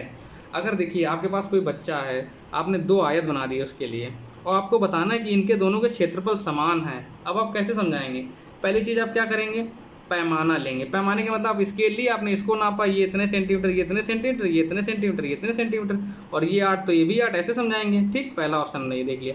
दूसरा क्या है, ग्राफ पेपर। ग्राफ पेपर ने आपने क्या किया, जितना बड़ा आयत था आपने वो आयत उससे काट के निकाल लिया ग्राफ पेपर से। ठीक है, दूसरा ये हो गया। तीसरा धागा, धागा तो पैमाने जैसा ही होगा ना, पहले आप ऐसे रखेंगे, फिर आप ऐसे रखेंगे, 4 धागे काटेंगे, फिर उनको रखेंगे और फिर दूसरे में रखेंगे, तब तो दिखा पाएंगे बराबर आप। तीसरा क्या है, टाइल। टाइल का मतलब आपके पास बड़ी टाइल्स भी थी तो आपने उसी आयत के हिसाब से उस टाइल्स को काट लिया। ठीक है, अब देखो क्या है, अब आप पैमाना ले लोगे, पैमाने से ज़्यादा अच्छे से दिखाओगे कि ग्राफ पेपर आपने जो कटिंग करके रखी वो अच्छे से दिखाओगे। आप उसको ऐसे समझाओगे कि हमने ये कटिंग करके ली और उसके ऊपर रख दी, देखिए ये क्वेश्चन क्या है, मतलब ये जो आकृति थी आपकी ये क्या है, छुप गई, पूरी छुप गई, तो आप बच्चा उससे जल्दी समझेगा ना कि पैमाने से कि 8 सेंटीमीटर है तो ये भी 8 सेंटीमीटर है, और ग्राफ पे पैमाना हो गया वही धागा काम कर रहा है, तो धागे को भी आपको हटा हटा रखना पड़ेगा। तो ये दोनों तो नहीं होंगे, जितना आपका ग्राफ पेपर आपने काट के रख दिया और टाइल तो कटी कटाई होगी, और उसी वृत्त के ऊपर आप दिखा दीजिए कि ये देखो बेटा ऐसे और ऐसे, तो बच्चा क्या है इसमें जल्दी समझ में आ जाएगा। तो बी और डी मेरे हिसाब से ऑप्शन सही है इसके। ठीक है, तो देखिएगा क्वेश्चन नंबर में 2 है जो आंसर आपका, बी और डी, तो क्या होगा, आंसर नंबर 2 इसका सही होगा। ठीक है, अगला क्या है, क्वेश्चन नंबर 45। क्वेश्चन नंबर 45 में क्या कहा गया है, निम्न में से गणित में उपलब्धि कम होने का कारण क्या हो सकता है। लिंग, ऐसा कुछ नहीं है, एक क्लास में लड़कियां भी होती हैं लड़के भी होते हैं। कहा जाता है लड़कियों में मैथ की ऑब्जर्वेशन पावर, मैथ को गणित को ग्रहण करने की क्षमता थोड़ी सी कम होती है, लेकिन सबके साथ नहीं होती है। ठीक है, कुछ वंशानुक्रम होते हैं जिसमें लड़कियों की भी पावर अच्छी होती है, ठीक है। तो आप लिंग को ऐसे नहीं बोल सकते हो कि ऐसा फिक्स तो है नहीं कि लड़कियां किसी को लड़कियों को नहीं आती, कुछ को आती कुछ को नहीं आती हैं, ठीक है। तो आप लिंग नहीं बोलेंगे। दूसरा क्या है, सामाजिक सांस्कृतिक पृष्ठभूमि। सामाजिक सांस्कृतिक पृष्ठभूमि में गणित का कोई ऐसा आपको रोल ही नहीं दिखता है। आप दुकान जाते हैं वहाँ गणित दिखती है आपको, और ऐसा तो है नहीं कि वहाँ गणित ना लगाता हो, गणित सबको ही लगाता है। आपने इतने रुपए दिए, इतने माइनस किए, इतना गुणा किया, ठीक है। तो ये भी गलत हो जाएगा, लिंग भी गलत हो जाएगा। गणित का स्वरूप, आप गणित के स्वरूप को गलत नहीं बोल सकते हैं, क्योंकि एनसीएफ देखिए, आप हर टाइम पे एनसीएफ आती रहती है और इतने विशेषज्ञ लगे हुए हैं विषय को रुचिकर बनाने के लिए। तो आप ऐसा नहीं कहेंगे कि नहीं ये बेकार है इसलिए मैं समझ में नहीं आता, ठीक है। अब चौथा आंसर क्या है, व्यक्ति की स्वाभाविक क्षमता। जैसे हमने आपको बताया वंशानुक्रम में किसी की क्षमता अच्छी होती है जो एक बार में ही समझ जाता है, किसी की क्षमता ऐसी होती है इसको आप 10 बार समझाते हो और नहीं समझ में आती है। इसलिए उपलब्धि कम होने का कारण क्या है, व्यक्ति की स्वाभाविक क्षमता है, व्यक्ति के अंदर की क्षमता वही कम है, तो इसलिए वो नहीं सीख पाता है। एक 60 बच्चों की क्लास में आपके 20 बच्चे सीख जाते हैं, 40 नहीं सीख पाते, तो इसका मतलब क्या है, आपने या तो हो सकता है सही से नहीं पढ़ाया है। लेकिन अगर 60 में से 40 सीख जाते हैं, 20 नहीं सीख रहे हैं, तो इसका मतलब हो सकता है इनकी ऑब्जर्वेशन पावर थोड़ी सी कम है, इसलिए नहीं सीख रहे, ठीक है। इसलिए आपका ऑप्शन नंबर 4 सही होगा, ठीक है। अब आते हैं क्वेश्चन नंबर 46 में। ये समझाने के लिए क्या है, ये समझाने के लिए 1/4 और 1/3 से छोटा है निम्नलिखित में से कौन सा योजना सबसे अधिक प्रयुक्त होगा। 1/4 ये भिन्न का क्वेश्चन है, तो आप जैसे आपने देखा होगा ये 4 टुकड़े कर दिए जाते हैं और इसमें एक अलग कलर भरा होता है और इन तीनों में अलग कलर भरा होता है, ठीक है। कि ये खाली है, इसका मतलब बेटा ये 1/4 हो गया, और ये इसमें 3 टुकड़े किए जाएंगे, इसमें 1 भर दिया जाएगा, इसका मतलब ये 1/3 होगा, ठीक है। निम्न में से कौन सी योजना सबसे अधिक उपयुक्त है। अब देखें इसको समझाने के लिए मैं सबसे ज़्यादा अच्छा क्या है, सबसे अच्छा क्या पहले लघुत्तम समापवर्तक विधि का प्रयोग। लघुत्तम समापवर्तक आप कक्षा 4 या 5 से आप सिखाएंगे, इससे पहले किसी को पता ही नहीं होती तो आप ये तो नहीं कर पाएंगे कि लघुत्तम समापवर्तक से बता दें उन्हें, ठीक है। कागज़ की पट्टियों का प्रयोग, कागज़ की पट्टियों का प्रयोग आप एक बार जरूर कर सकते हैं। कागज़ की पट्टी बना ली आपने, उसमें अलग अलग रंग भर दिया, तो ये आप थोड़ा सा कर सकते हैं, ठीक है। तीसरा क्या आया, डायनिस ब्लॉक्स। डायनिस ब्लॉक्स बच्चों को भिन्न समझाने के लिए ही बना हुआ है, ये ऐसे ही टुकड़े होते हैं उसमें भी, और बच्चों को जो भिन्न दिखानी होती है जैसे 1/4 तो 4 का टुकड़ा उसमें दूसरे कलर का होगा, बाकी सारे अलग कलर होंगे। अब एक इस टाइप का ये सिस्टम है। डायनिस ब्लॉक्स क्या है, डायनिस ब्लॉक्स बच्चों को भिन्न समझाने के लिए ही बना है, भिन्न कौन सी छोटी है कौन सी बड़ी है, ये इसीलिए बनाया गया है, ठीक है। और चौथा आंसर क्या है, संख्या चार्ट का प्रयोग। संख्या चार्ट तो रटने वाली चीज़ हो गई, ये तो वैसे भी नहीं समझ में आने वाली, ठीक है। 2 चीज़ें आपके पास हैं, कागज़ की पट्टियों का प्रयोग, तो ये आपने काम चलाओ काम किया, लेकिन अगर आपके पास ऑप्शन अवेलेबल है डायनिस ब्लॉक्स, ये इसीलिए बना ही है भिन्न को छोटे और बड़े करने के लिए, बताने के लिए, तो आप क्या करोगे, डायनिस ब्लॉक्स का यूज़ करोगे। तो क्वेश्चन नंबर 46 का ऑप्शन नंबर 3 डायनिस ब्लॉक्स का प्रयोग 1/4 और 1/3 कौन छोटा है इसको समझाने के लिए आप करेंगे, ठीक है। अब चलते हैं अगले क्वेश्चन की तरफ। अगला क्वेश्चन क्या है, अगला क्वेश्चन 47 है। प्राथमिक कक्षाओं में बच्चों को गणित पढ़ाने के लिए बनाई जाने वाली पाठ्य योजना का निम्नलिखित में से अति महत्वपूर्ण पहलू है, ठीक है। अब पहलू क्या है, ऑप्शन देखते हैं हम लोग इसके। देखिए ऑप्शन नंबर 1 क्या है, पाठ्य पुस्तक के अनुक्रम का अनुसरण करना, ठीक है। जो उसने कह दिया आपको पाठ नंबर 1 पहले पढ़ना है, 2 पढ़ना है, तो आपका उसका अनुसरण करना है, ठीक है। ये भी एक पाठ्य पुस्तक सहयोग देती है, ठीक है, थोड़ा सा मान लिया। अगला क्या, गणितीय संकल्पनाओं को संरचनात्मक ढंग से प्रस्तुत करना। अब जैसे संरचनात्मक बच्चे हैं, हाँ, तो आप संरचनात्मक ढंग से उन्हें क्या है ऑप्शन दे सकते हैं, लेकिन आप इसे अपने हिसाब से बताएंगे जैसे आपको आता है। जैसे हमने क्या किया, 4 × 3 रखना है, तो हमने बता दिया ये देखो बेटा 4 डिब्बे ये हैं और 3 डिब्बे ये, इन दोनों में मल्टीप्लाई कराएंगे तो क्या आएगा, तो ये हमें आती है। बच्चा तो एकदम रफ माइंड है ना, उसे हमें सिखाना है, ठीक है। तो ये तो हम संरचनात्मक ढंग से अपने हिसाब से नहीं प्रस्तुत कर सकते हैं, क्योंकि ये बाल केंद्रित शिक्षा प्रणाली है, हमें बालक के हिसाब से चलना है, अपने हिसाब से नहीं चलना, ठीक है। तो क्वेश्चन नंबर 3 क्या है, विद्यार्थियों को अवसर देना कि वे अपनी संकल्पनाओं की संरचना कर सकें। हाँ, ये ऑप्शन कुछ हद तक अभी सही लग रहा है, क्यों, क्योंकि हमें विद्यार्थियों को अवसर देना है, उनको बताना है कि आप इस चीज़ को कैसे समझ सकते हैं अपने हिसाब से। वो जितनी अच्छी तरीके से खुद समझेंगे उतनी अच्छी तरीके से हम नहीं समझा सकते हैं उन्हें अपने हिसाब से। और चौथा क्या है, क्रियाकलापों को लिखना और संदर्भ प्रश्न देना, नहीं ये नहीं होगा, ठीक है। अब देखिए पाठ्य पुस्तक का अनुक्रम, उसे तो एकदम लिखा हुआ है, लेकिन फिर भी उस पाठ्य पुस्तक को पढ़ाने के लिए एक टीचर की आवश्यकता होती है, ठीक है। उस टीचर की आवश्यकता होती है क्यों, उसको समझाने के लिए कि उसमें दिया क्या हुआ है, ठीक है। तो ये भी आपका ऑप्शन गलत होगा। सबसे अच्छा यही है, विद्यार्थियों को अवसर देना कि वे अपनी संकल्पनाओं की संरचना स्वयं करें, ठीक है। इसलिए ऑप्शन नंबर 3 इसका सही होगा, ठीक है। चलते हैं अगले क्वेश्चन की तरफ।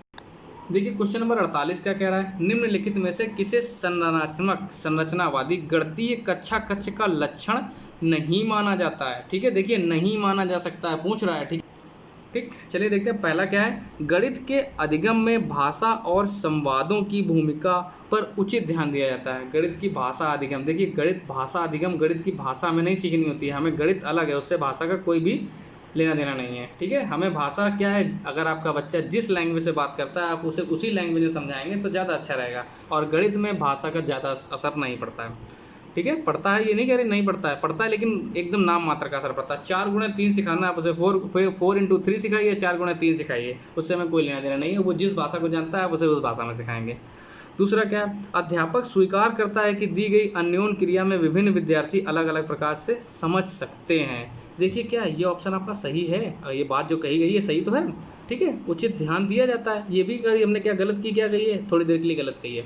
चलिए आगे चलते हैं। प्राथमिक स्तर पर आकलन के लिए विषय परक प्रकार की परीक्षा का उपयोग किया जाता है। देखिए प्राथमिक स्तर पर आकलन के लिए देखना हमें बच्चा कितना आता है नहीं आता है, तो विषय परक प्रकार की परीक्षा का उपयोग किया जाता है।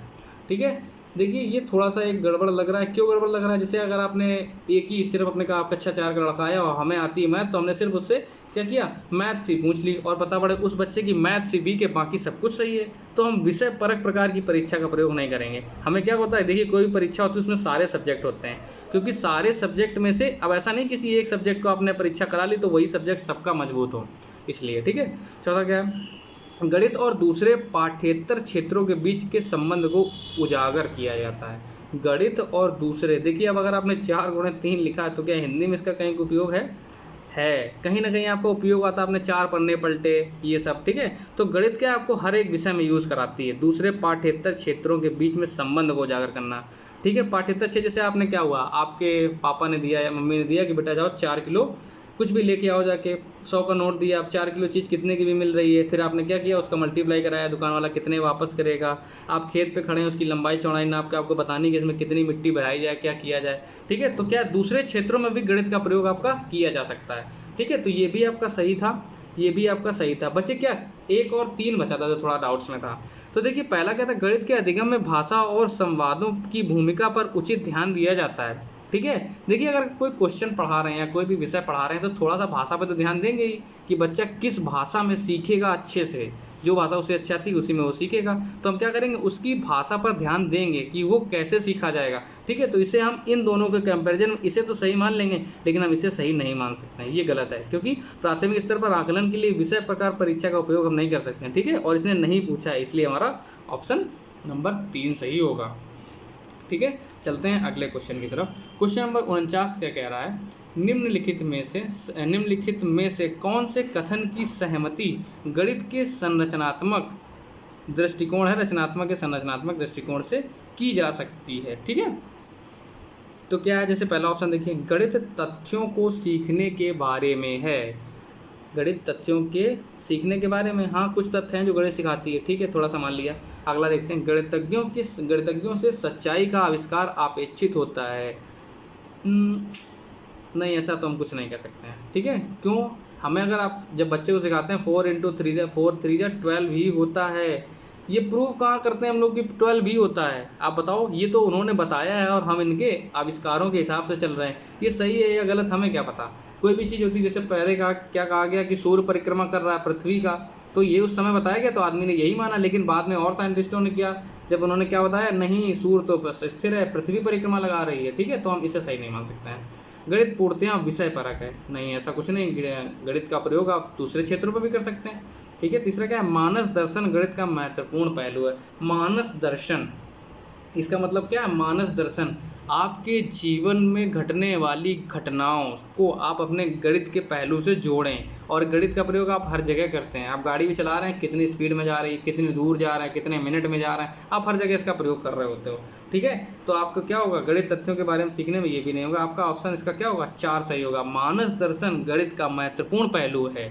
ठीक है, चलते हैं क्वेश्चन नंबर अगले की तरफ। देखिए अगला क्वेश्चन क्या कह रहा है, निम्नलिखित में से कौन सा क्रियाकलाप बच्चों में त्रिविम समझ को विकसित कर सकता है। त्रिविम का मतलब हमने आपको बताया था 3D, थर्ड डायमेंशनल, जिसे आप छुओ तो आपको पता चले कि ये मोटा है, ये उभरा है, ये पतला है। जैसे ये पेपर क्या है, ये प्लेन है तो ये 2D है, इसको हम क्या करेंगे, इसे 2D में रखेंगे, ये द्विविम है, ठीक है, इसे त्रिविम नहीं बोलेंगे, ठीक है। त्रिविम का मतलब होता है 3D। अब 3D का देखते हैं क्या होता है। 3D में दिया बोतल के ऊपरी दृश्य को चित्रित करना, ठीक है। बोतल का अगर आपको हम छूने को लिखे हैं, देखो ढक्कन भी आपको दिख रहा होता है कि ये ढक्कन है, नीचे जाके धीरे धीरे मोटी हो रही होती है, ठीक है। तो ये 3D हो सकती है। तीसरा देखते हैं, मानचित्र पर शहरों के स्थान, लेकिन मानचित्र तो हमने यही बनाया, मान लो ऐसा मानचित्र कोई भी और बता दिया, ये कानपुर है, ये लखनऊ है, ये इलाहाबाद है, ये जौनपुर है, ठीक है, ऐसे बता दिया, उससे कुछ नहीं होता। अब क्या होगा अगला, चंद्रमा के उदय होने का समय लिखना, इससे हमें क्या होगा, इससे तो कुछ पता नहीं होगा, ठीक है, तो ये तो सीधे सीधे गलत है। संख्याओं को संख्या रेखा पर निरूपित करना, संख्याओं को संख्या रेखा पर अगर आप निरूपित कर देंगे तो 2D में भी किया जा सकता है, ठीक है, तो इससे हमें ना पता चलेगा। मानचित्र, इससे भी नहीं पता चलेगा। बोतल के ऊपरी दृश्य को चित्रित करना, इससे आपको पता चल जाएगा कि देखो ये 3D है, ये ढक्कन है इसका, यहाँ ये मोटी हो रही है, ये पतली हो रही है। तो त्रिविम मतलब 3D सिखाने के लिए हमें क्या करना पड़ेगा, बोतल के ऊपरी दृश्य को चित्रित करना, ये हमारा सबसे सुटेबल आंसर होगा, ठीक है। चलते हैं अगले क्वेश्चन की तरफ। क्वेश्चन नंबर 51 क्या कह रहा है। क्वेश्चन नंबर 51 में कहा, गणित के अधिगम के संबंध में निम्नलिखित में से क्या सही नहीं है। देखिए ऑप्शन नंबर 1 में क्या लिखा है, गणित में उत्कृष्ट प्रदर्शन की प्रतिभा स्वाभाविक होती है। स्वाभाविक, ऐसा तो नहीं, जैसे अगर कोई बच्चा है पैदा होता है तो ऐसा तो नहीं पैदा होते ही वो बताने लगे कि 3 4 जा क्या होता है, 4 का पहाड़ा बता दे आपको, ठीक है, ऐसा तो कुछ नहीं, तो थोड़ा सा ही डाउट में है, ठीक है। और उसने क्या पूछा, क्या सही नहीं है, ठीक है, तो हमें गलत ढूंढना है, तो ये तो थोड़ा गलत लग रहा था। आगे और देखते हैं, अध्यापक के सीखने वालों के प्रति विचारों का अधिगम परिणामों पर प्रभावशाली असर करता है। अध्यापक के सीखने वालों के प्रति विचारों का अधिगम, विचार हमें क्या लेना देना है। हम अगर 4 का टेबल पढ़ा रहे हैं और हम पढ़ा रहे हैं, मेरे माइंड के अंदर कुछ भी चल रहा है, तो हमें 4 का टेबल पढ़ाना है तो क्या होगा, 4 का टेबल वो सीख जाएगा, ठीक है, इससे एकदम सही है। अध्यापक के विचार क्या है, हमें उससे क्या लेना देना है। वो हमें अगर पहाड़ा पढ़ा रहा है और हमें पहाड़ा सिखा रहा है तो हमें सिर्फ पहाड़ा तो सीखना है, और सीख भी सकते हैं आप उससे आराम से, ठीक है। तीसरा क्या है, विद्यार्थियों की सामाजिक आर्थिक पृष्ठभूमि का गणित के निष्पादन पर असर होता है। जैसे विद्यार्थियों की सामाजिक और आर्थिक पृष्ठभूमि पर गणित के निष्पादन का असर होता है, बनी बात है। गणित का निष्पादन, जैसे आप क्या है, गणित का निष्पादन वर्ड यूज़ किया है इन्होंने, जैसे विद्यार्थियों की सामाजिक और आर्थिक पृष्ठभूमि। जैसे आपने किसी को बता दिया, नहीं आप तो मैथ पढ़ ही नहीं सकते हो क्योंकि आपको मैथ आती ही नहीं है, आप पढ़ ही नहीं सकते हो, तो क्या होता है उसके अंदर बैठ जाता है कि हम इसका मतलब मैथ पढ़ नहीं सकते, तभी तो ये कह रहा है, ठीक है। तो ये क्या गणित के निष्पादन का असर होती है, असर तो डालती है, ठीक है, तो ये भी ऑप्शन आपका सही है भी। और ये परिणामों का प्रभावशाली असर होता है, हाँ ये भी सही है। तीसरा क्या है, चौथा क्या है, विद्यालय में दिए जाने वाले निर्देशों की भाषा का असर बच्चे के गणित के प्रदर्शन पर हो सकता है। हो सकता है, क्यों नहीं हो सकता, भाषा उसको जो भी आती है वो उसी में तो लिखेगा। अब अगर आपने पूछा बेटा 4 3 कितना होता है, तो वो 12 ही बताएगा, उससे 4 3 पूछेंगे तो वो नहीं बता पाएगा, क्योंकि उसकी जो लैंग्वेज है या उसकी भाषा है वो उस पर असर डालती है, ठीक है, और वो अपनी मातृभाषा में सबसे जल्दी सीखता है, इसलिए ऑप्शन सही भी 4 भी सही होगा। क्या है सबसे बेकार, अब यही हो गया, गणित के उत्कृष्ट प्रदर्शन की प्रतिभा स्वाभाविक होती, स्वाभाविक नहीं होती, और इसने एक गलत ऑप्शन ही पूछा है, ठीक है। तो आपका ऑप्शन नंबर 1 51 का 1 सही होगा, ठीक है। चलते हैं अगले क्वेश्चन की तरफ। देखिए क्वेश्चन नंबर 52 क्या कह रहा है, निम्नलिखित शाब्दिक समस्या के प्रकार को पहचानिए। मेरे पास 6 पेंसिल है, मनीष के पास मेरे से 2 अधिक हैं, मनीष के पास कितनी पेंसिल हैं, ठीक है। तुलनात्मक जमा, देखिए जमा और घटा का मतलब क्या होता है, जमा का मतलब प्लस और घटा का मतलब माइनस। वैकलित का मतलब होता है जिसके लिए आपको कैलकुलेशन करनी पड़े कुछ, लेकिन 6 और 2 तो आप बच्चों को कैसे सिखाते हैं, बेटा देखो 1 2 3 4 5 6 और 2 उसके बाद जाता है तो 7 8, ऐसे सिखाते हैं कि नहीं सिखाते हैं। तो ऐसे ही क्या होगा, मनीष के पास मेरे पास 6 पेंसिल है, मनीष के पास मेरे से 2, तो पहली चीज़ तो जमा हो रही है, प्लस हो रही है, तो ये होगा या तो ये होगा, लेकिन ये वैकलित नहीं है, तुलना बता रहा है कि इसके पास कम इसके पास ज़्यादा है, तो आप क्या करेंगे, तुलनात्मक जमा, ऑप्शन नंबर 1 इसका सही होगा, ठीक है। अब चलते हैं अगले क्वेश्चन की तरफ। अगला क्वेश्चन क्या है, क्वेश्चन नंबर 53, हिंदू अरबी गणना प्रणाली के लिए निम्नलिखित में से कौन सा सही नहीं है, ठीक है। देखिए ऑप्शन नंबर क्या बोल रहा है, एक संख्या में अंक की स्थिति इसका मान बताती है, अंक की स्थिति इसका मान बताती है, क्या हो सकता है, हाँ हो सकता है। जैसे स्थानीय मान आप निकालते हो 6352, ठीक है, तो इसका 6 ये 6 है तो इसमें देखो 6000 हो गया, और हमने कोई 62 लिया तो इसमें से 6 की वैल्यू 60 हो गई है, ठीक ठीक है। तो ये क्या है, अंक का स्थिति अंक का मान जरूर बताती है, ठीक है। यह है योगात्मक प्रकृति का होता है, ठीक है। योगात्मक प्रकृति का तो होता ही है, क्यों नहीं होता, जैसे 6 है, कुछ ऐड करते हैं तभी 7 8 9, कुछ ना कुछ ऐड करते हैं तभी संख्या आगे बढ़ रही होती है। तो ये योगात्मक प्रकृति का तो होता है, पहला भी होता है दूसरा भी होता है। तीसरा, इसमें आधार 2 की प्रणाली का पालन किया जाता है। ये तो नहीं है, ये तो सम संख्या के बारे में कह रहा है, आधार 2 ही होना चाहिए, या 2 का गुणा होगा या तो 2 का प्लस होगा।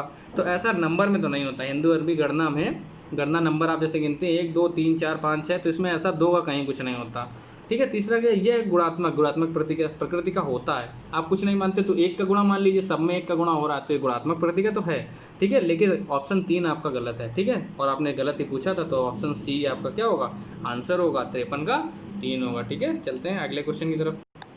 क्वेश्चन नंबर 54 देखिए क्या कह रहा है, प्राथमिक स्तर पर ज्यामिति के अध्यापन के लिए वांछनीय प्रक्रिया चाहिए। ज्यामिति पढ़ानी है आपको, ठीक है। देखिए क्या है, ऑप्शन नंबर 1 है, प्राथमिक स्तर पर ज्यामिति को सरल मूलभूत आकृतियों की पहचान तक सीमित रखना चाहिए, ठीक है। देखिए प्राथमिक स्तर है तो सबसे पहले क्या, मूलभूत आकृतियाँ उसको पता होनी चाहिए, ठीक है। तो ये तो बात सही है थोड़ी सी। चलो आगे देखते हैं क्या है, अध्यापक को प्रारंभ में सरल आकृतियों की स्पष्ट परिभाषा देनी चाहिए और उदाहरण दिखाने चाहिए। परिभाषा देने से आप आकृति के बारे में नहीं बता सकते हैं। अगर हम बता दें 4 भुजाओं से घिरी हुई आकृति को हम क्या बोलते हैं, आयत या वर्ग बोलते हैं, तो बच्चा ऐसे नहीं समझेगा, ठीक है। तो ये आपका थोड़ा सा गलत हो गया। तीसरा क्या है, बच्चों को प्रचुर अवसर देने चाहिए कि वे दिक् स्थान के अंतर्दर्शी समझ को विकसित कर सकें। बच्चों को ऐसे बताना चाहिए कि बच्चे अपने आप उस चीज़ को समझने लगें। जैसे आपने कोई भी चीज़ बताई, देखिए माचिस की डिब्बी है, तो इसे क्या बोलेंगे हम, आयत बोलेंगे, ठीक है, इस प्रकार से। तो ये अभी कुछ हद तक सही लग रहा है। चौथा देखते क्या, प्राथमिक स्तर पर व्यापक ज्यामिति शब्द संग्रह का विकास करना उद्देश्य नहीं होना चाहिए। शब्द संग्रह का इससे में कोई मतलब ही नहीं है, ज्यामिति शब्द संग्रह का इससे में क्या लेना देना। पहले तो हमें बच्चों को दिखाना है कि ये होता क्या है, शब्द संग्रह तो बात की बात है, प्राथमिक के ऊपर चला जाएगा ये, ठीक है। अब क्या, ये तो था प्रचुर अवसर देने चाहिए, ठीक है। दूसरा क्या, प्राथमिक स्तर पर ज्यामिति को सरल मूलभूत आकृतियों की पहचान तक सीमित रखना चाहिए। तक की बात थोड़ी क्या है, बाउंडेशन लगा रही है, तो ये ऑप्शन नहीं होगा आपका। ऑप्शन क्या होगा, ऑप्शन 3 ही आपका सही होगा। 54 का क्या होगा, 3 सही होगा, ठीक है। अगले चलते हैं, क्या क्वेश्चन नंबर 55, निम्नलिखित में से क्या गणितीय तर्कणा का मतलब क्या होता है, रीजनिंग, माइंड में जो भी उसके प्रभाव डाले, रीजनिंग का सूचक है, ठीक है। रीजनिंग का सूचक क्या होगा, ठीक है। जैसे क्या है, ऑप्शन देखते हैं इसमें क्या है, गणितीय संकल्पनाओं की परिभाषा देना। संकल्पना की परिभाषा तो रटने वाली होती है ना, तो इससे तो कुछ होगा नहीं, हटा दीजिए। गणितीय प्रक्रिया की तर्क संगतता देने की क्षमता, किसी भी चीज़ को अगर हमने बताया है तो उसे एक्सप्लेन करने की क्षमता होनी चाहिए कि ये देखो ऐसे होता है, दूसरी चीज़ बतानी चाहिए कंपेयर करके कि ये ऐसे भी हो सकती है, ठीक है। तो ये थोड़ा सा हो सकता है, अभी देखते हैं। लेकिन आगे क्या है, परिकलन में निपुण की क्षमता नहीं, वो तो सिर्फ अपने लिए ही कर रहा है। तो इसने क्या बोला, क्या गणितीय तर्कणा का सूचक है, सूचक मतलब किसी दूसरे को भी समझ में आना चाहिए, खुद नहीं। तो ये खत्म हो गया। चौथा क्या है, विभिन्न परिस्थितियों में सही सूत्रों को स्मरण करने की क्षमता, ये रट्टा मारने वाली बात हो गई, गलत है। तो क्या होगा, 55 का ऑप्शन नंबर 2 सही होगा, ठीक है। चलते हैं अगले क्वेश्चन की तरफ। देखिए क्वेश्चन नंबर 56 क्या बोल रहा है, सुपर बाजार में सब्जियों की मूल्य सूची निम्नलिखित है, ठीक है। सूची निम्नलिखित, देखिए उसने क्या कहा, वस्तु दी है, मात्रा दिया और मूल्य दिया है। टमाटर 1 किलो 40 रुपये, आलू 2 किलो 25 रुपये, गाजर 250 ग्राम 20 रुपये, लौकी 1 किलो 10 रुपये, मिर्च 100 ग्राम 10 रुपये और नींबू 4 नग। नग का मतलब आपको थोड़ा सा डाउट करता होगा, नग का मतलब कुछ नहीं, काउंट किया जाता है। 1 नींबू मतलब 1 नग, 2 नींबू मतलब 2 नग, 4 नग का मतलब सिर्फ 4 नींबू ही है, ठीक है। ये 10 रुपये के हैं। अब हम देखते हैं बिल क्या बना रहा है वो। देखिए संजय ने क्या लिया है यहाँ पे, आधा किलो में टमाटर लिए हैं, तो ठीक है, आप सीधे टमाटर लिखो, कितना होंगे, टमाटर 1 किलो 40 के थे, तो आधा किलो कितने हो गए, 20 रुपये के हो गए।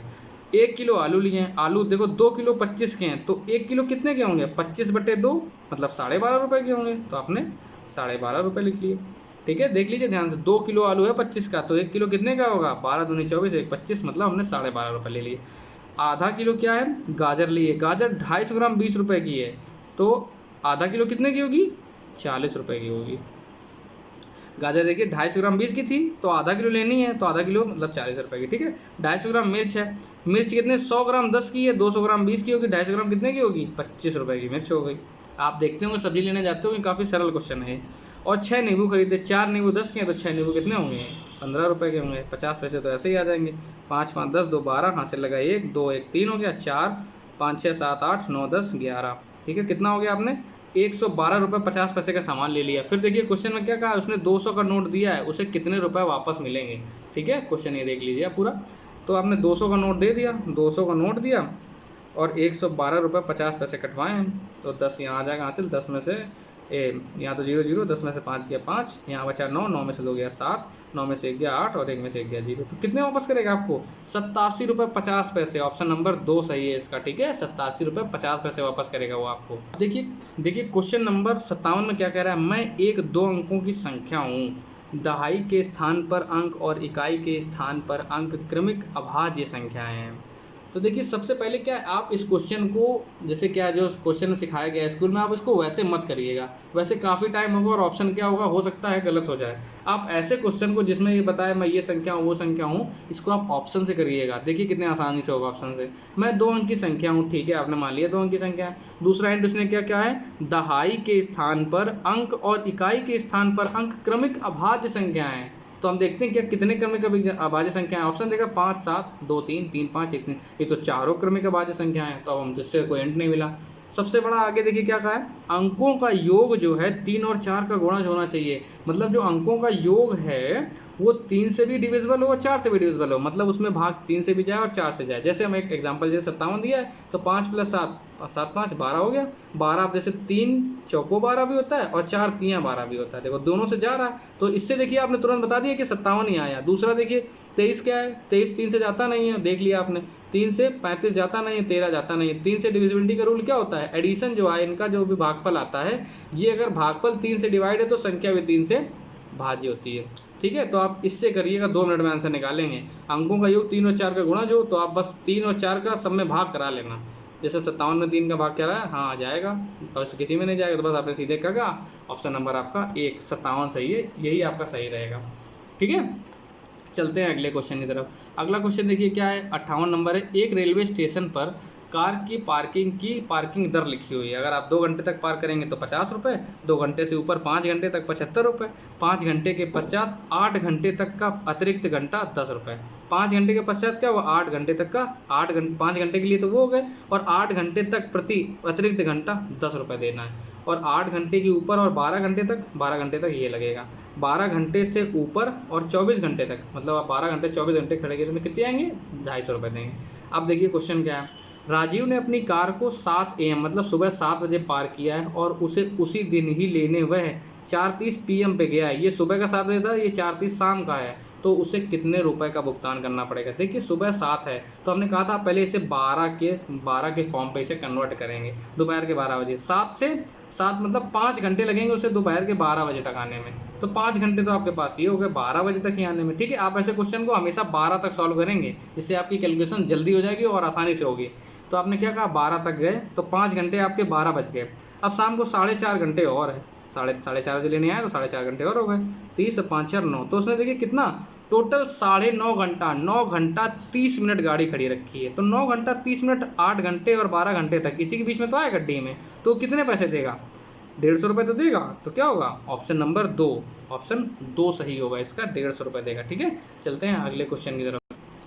देखिए क्या कहा है, क्वेश्चन नंबर 59 में क्या कहा है, आरोही क्रम में व्यवस्थित करने पर निम्नलिखित में से संख्या का तृतीय स्थान पूछा है। तो सबसे पहले आरोही क्रम, आरोही का क्रम मतलब होता है छोटे से बड़ा, छोटे से बड़ा आरोही क्रम होता है, ठीक है। अब नंबर यहीं से देख लीजिए क्या है, 7 7 7 सब में 7 है, ठीक है। आरोही मतलब सबसे छोटा देखना है, तो सबसे छोटा मतलब जितने दशमलव के बाद अंक जिसमें ज़्यादा होंगे वही सबसे छोटा होगा। देखिए ये तो सबसे छोटा क्या होगा, ये होगा 7.007। अब 3 अंक थे यहाँ पे, 3 अंक वाला कोई और है, हाँ ये भी है। देखिए क्या 3 अंक वाला ये तो है, लेकिन अब हमें दिक्कत क्या होगी इसमें, सबसे बड़ी दिक्कत ये है, आप जैसे 3 अंक यहाँ देखे आपने, ये 007 था, ये इससे छोटा है, ये 707 है। अगर आप इसका 7 हटा दो तो 70 तो है ना, देखिए 70 ये भी है, और क्या है 07 ये, और ये 77 है, ठीक है। तो अभी आप क्या लिखेंगे, आप लिखेंगे देखिए 3 है 007, अब 707 तो ये हो गया, ठीक है। आपका क्या है, और दूसरा है 7.70, ठीक है। अब आप क्या लिखेंगे, 707 ये लिखेंगे 7.707, और तीसरा आ जाएगा 70, क्योंकि ये इसके बाद ये आ जाएगा आपका 7.70।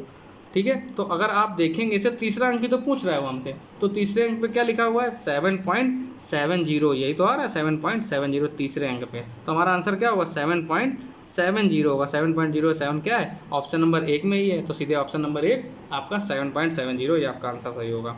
ठीक है, थोड़ा सा कॉम्प्लिकेटेड होता है लेकिन आपको देखना है इसमें। सबसे पहले क्या 007 सबसे छोटा, अब यहाँ 7 था यहाँ 0, तो सबसे पहले यहाँ 1 2 3 4 कुछ भी आएगा, फिर इसके बाद यहाँ पे आएगा। अब जैसे दूसरे नंबर पे हमने अगर कुछ रखा भी, जैसे तीसरा देख लेते हैं 70, अब इसे 7 रखेंगे तो कुछ होगा क्या, नहीं होगा। अब क्या होगा ये देखिए, ये सॉरी 0 है आपका, गलत बताया हमने आपको।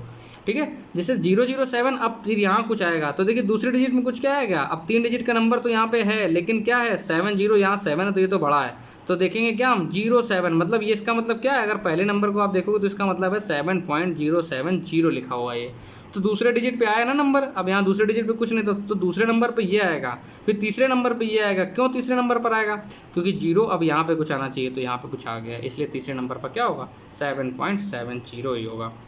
ठीक है, चलते हैं अगले क्वेश्चन की तरफ। अगला लास्ट क्वेश्चन है आपका 60। एक संख्या है 5 अंकों की संख्या, दहाई के स्थानांक 8 है। देखो 5 अंकों की संख्या बोला और ऐसे क्वेश्चन के लिए आप पहले डैश बना लो, 5 1 2 3 4 5, हमें नहीं पता था। दहाई के स्थानांक 8 है तो ये दहाई है, दहाई के स्थान पर 8 रख लो।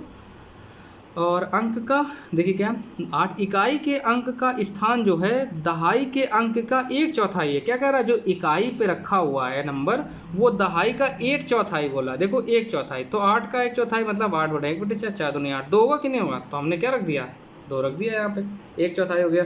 हजार के स्थान का अंक 0, इकाई दहाई सैकड़ा हजार, हजार के स्थान का अंक 0, और 100वें स्थान का अंक, 100वें स्थान का अंक जो है 2 गुना, देखो 100वें स्थान का अंक इकाई के अंक का 2 गुना, इकाई के अंक का 2 गुना 4 होगा, और 10,000वें स्थान का अंक जो है वो इकाई के स्थान का तिगुना होगा। इकाई के स्थान का तिगुना मतलब 2/3 6 होगा। तो संख्या क्या होगी, बन गई आपकी 60,482। देखिए कुछ है 60,482 ये रखी हुई है, तो मतलब ऑप्शन 4 आपका सही होगा।